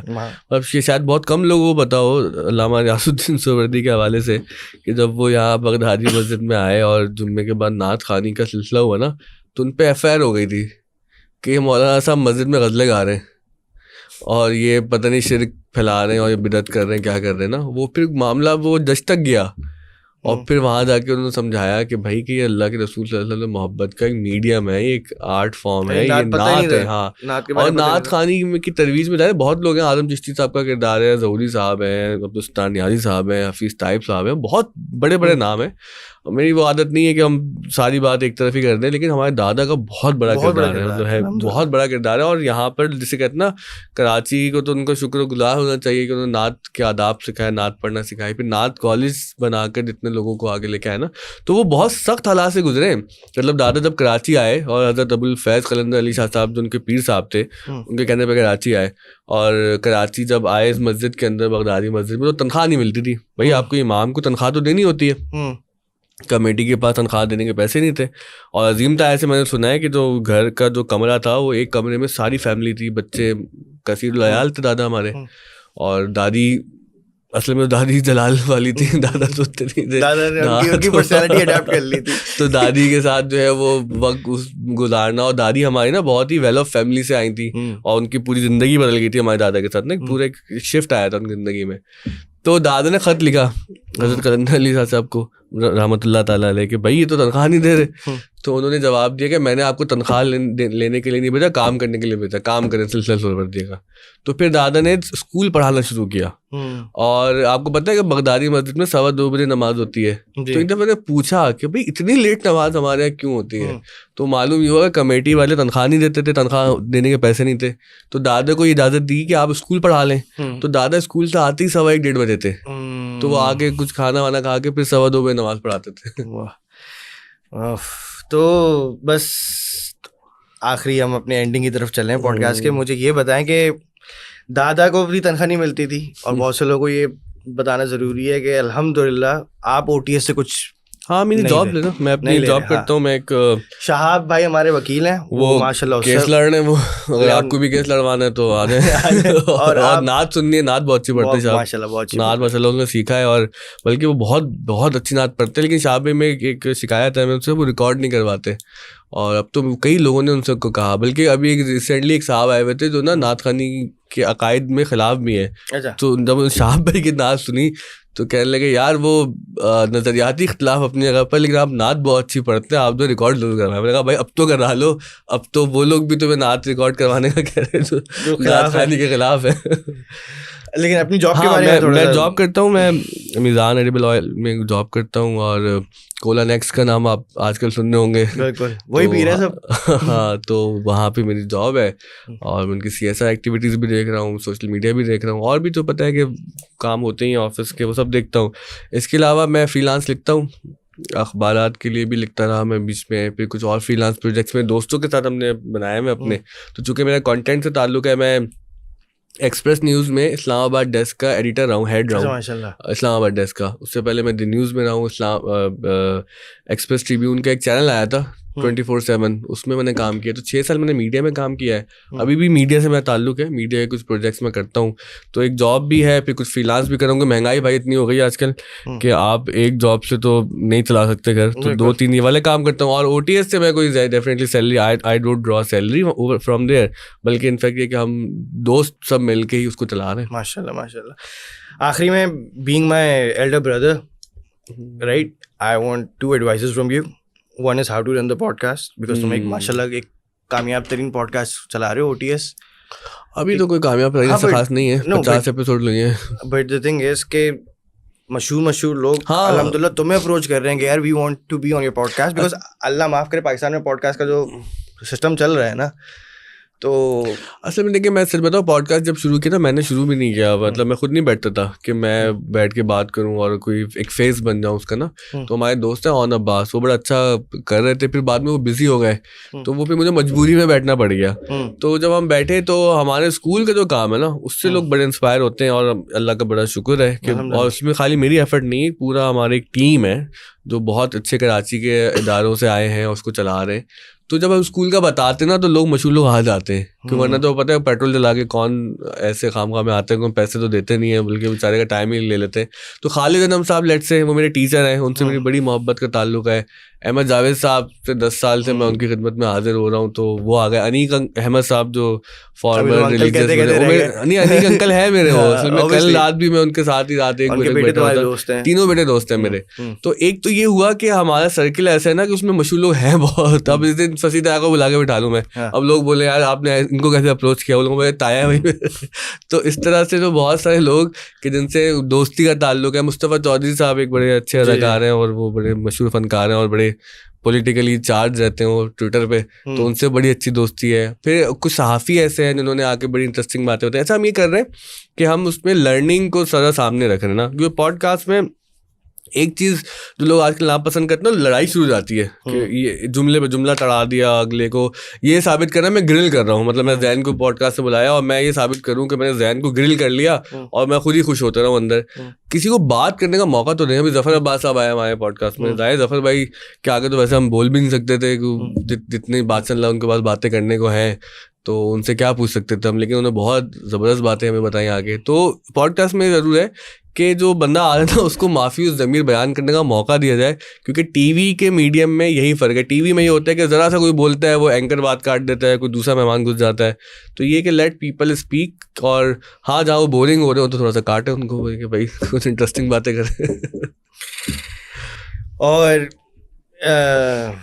آخری سوال, الحمد للہ یو بیکم اے ڈیڈ, ٹھیک ہے, you have a beautiful daughter and a beautiful son, how hard is it, کتنا مشکل ہے؟ ہاں مشکل ہوتا جا رہا ہے, کیونکہ ہاں کیونکہ شروع میں تو نا اماں کا رول زیادہ ہوتا ہے, کیونکہ بچہ رو رہا ہے اور وہ بھوک لگ رہی ہے, اور وہ سب چیزیں جو ہے نا, ہمارے دیکھیں روایتی فیملیز ہیں, اور آج کل وہ بڑا مسئلہ بن گیا یار وہ پولیٹیکلی کریکٹ ہونے کا, کہ وہ ہماری میری بہت سی کولیگز ہیں فیمنسٹ ہیں, دوست بھی ہیں, تو وہ میں بتاتا ہوں ہم روایتی لوگ ہیں, ہمارے یہاں خواتین جو ہے وہ گھر دیکھتی ہیں, ہم باہر دیکھتے ہیں. حالانکہ اب بہت سی جگہوں پر خواتین مسئلہ سے آگے بڑھ کے کام کر رہی ہیں, اور کرنا بھی چاہیے, اور بالکل بالکل, اور جس طرح کی اکانومی ہو گئی ہے ہماری, تو اس میں تو سب کو اپنا اپنا حصہ لینا چاہیے. But if I speak about my self, میری بیوی کا بہت کلیئر سوشل کانٹریکٹ ہے, گھر تمہارا ہے, باہر میرا ہے. تو اب تک تو یہ تھا کہ اس نے سب سنبھالا. پھر بہت بڑی بلیسنگ یہ کہ ہم بچوں کے ساتھ دادا دادی اگر ہو نا, جس سے میری اماں ہے وہ اس سے زیادہ وقت گزارتی ہیں, پپا پڑھاتے رہتے ہیں حسن کو. اب مشکل یہ ہو رہا ہے کہ اب بچوں کی نا اخلاقی تربیت کا وقت آیا ہے, کیونکہ حسن ہو گیا 5.5 سال کا, نایا 2 سال سے بھی بڑی ہوئی ہے. تو وہ میں دیکھتا ہوں کہ نا اب جس طرح سے اتنا زیادہ کانٹینٹ سوشل میڈیا کا ان کو بچانا سمجھانا کہ بھائی کہ آپ کا اسکرین ٹائم لمٹ میں ہو, پھر ان کے سوالات اب شروع ہو گئے ہیں کہ یہ مطلب وہ مجھے حسن مجھے کہا بابا ایک سوال پوچھوں آپ سے, نے کہا ہاں, یہ بابا یہ سگریٹ کیا ہوتا ہے, تم نے کہاں دیکھ لیا سگریٹ, وہ میں وہاں گیا تھا تو وہاں پہ وہ لوگ سگریٹ پی رہے تھے. اب بلائے کیوریوسٹی ہے اس کے اندر, لیکن چونکہ میں نے اس کو اتنا اسپیس دیا ہوا ہے کہ وہ مجھ سے شکر آگے پوچھ رہا ہے, ورنہ اگر مجھ سے نہیں پوچھے گا تو ظاہر ہے کسی اور سے جا کے وہ اب سوال تو کرے گا. تو اب چونکہ ان کو وقت دینا پڑتا ہے, وقت میرے پاس ہوتا کم ہے, تو وائف تانا دیتی ہے دنیا بھر کے بچوں کو پڑھا رہے ہو, اپنے بچوں کی تمہیں فکر نہیں ہے, کیونکہ اسکول ابھی جاتے نہیں ہیں, گھر میں پڑھا رہے ہیں ہم. تو بچوں کو ٹائم دینا جو ہے نا ان سارے پوری کوشچن میں, وہ میرے لیے ذرا چیلنج ہے. اور عنایا چیلنجنگ ہے یا نہیں؟ عنایا بہت بہتر ہے سن سے اس معاملے میں کہ وہ کمپوزڈ ہے. اور اچھا جو بہت تیز بچے ہوتے ہیں نا ان کو شروع میں ٹیکل کرنا مشکل ہوتا ہے. مجھے ایک بڑے صاحب علم آدمی نے بتایا یہ, اور مجھے بات ان کی صحیح لگی. انہوں نے کہا دیکھیں آپ کا بیٹا حسن ہے نا, یہ 18 سال تک تنگ زیادہ کرے گا, لیکن پھر یہ انڈیپینڈنٹ ہو جائے گا. کیونکہ ذہین لوگ جو ہوتے ہیں وہ ایسے ہی ہوتے ہیں, ان کے اندر بے چینی ہوتی ہے, وہ گھر کے اندر بھی. مجھے یاد ہے تم بھی بہت شرارتی تھے بچپن میں نا, وہ کچن میں کوئی چیز توڑ رہے ہوتا ہے پریشان, اور کبھی کوئی دھڑ دھڑ وہاں سے آوازیں آ رہی ہیں, تو وہ پھر بعد میں انڈیپینڈنٹ ہو جاتے ہیں بچے نا. اور عنایا چونکہ وہ اس پہ شخصیت اس کی کمپوز ہے, پڑھنے کا بڑا شوق ہے عنایا کو, مجھے حیرت ہوتی ہے. مطلب میرے لیے بہت خوشگوار ایک سین گھر میں یہ ہوتا ہے کہ بچے لڑ رہے ہوتے ہیں کھلونوں پہ نا, اگر عنایا سے کھلونا لے لیں اور کتاب دے دیں تو عنایا چپ ہو جاتی ہے. تو مجھے بڑا اچھا لگتا ہے کہ مجھے پڑھنے کا شوق ہے, کہ یہ میں نے بڑا کم دیکھا ہے کہ بچے کو کھلونا چھین کے کتاب دیں تو وہ روتے تو چپ ہو رہا ہے, یا بچوں میں لڑائی ہو جائے تو اس کو بولیں عنایا تمہاری بک ہے, ان کو ٹرائل دیں, کہتی ہاں ٹھیک ہے. تو یہ اللہ کا تعالیٰ کا بڑا ایک کرم ہے, علامہ ریاض الدین سہروردی صاحب کا فیض ہے. ہاں حسن کو یہ کہ حسن ذہین ہے, لیکن یہ کہ تھوڑا سا پڑھنے میں تنگ نہیں کرتا وہ, لیکن اس کا رویے میں تنگ کرتا ہے. مطلب اس کو یاد ہو جائے گا, وہ تنگ کرنے کے لیے وہ لگا نہیں مجھے یاد نہیں ہوا, تو پھر تھوڑا ڈانٹوں تو پھر پتہ چلتا ہے کہ نہیں یار تمہیں تو پتہ ہے. اچھا, آپ کی والدہ کو بھی مسئلے تھے, میری بھی والدہ کو بھی ایک تھوڑا سا پرابلم تھا کہ ہم لوگوں کو اسپوائل جو کیا ہے وہ مریدوں نے بہت کر دیا.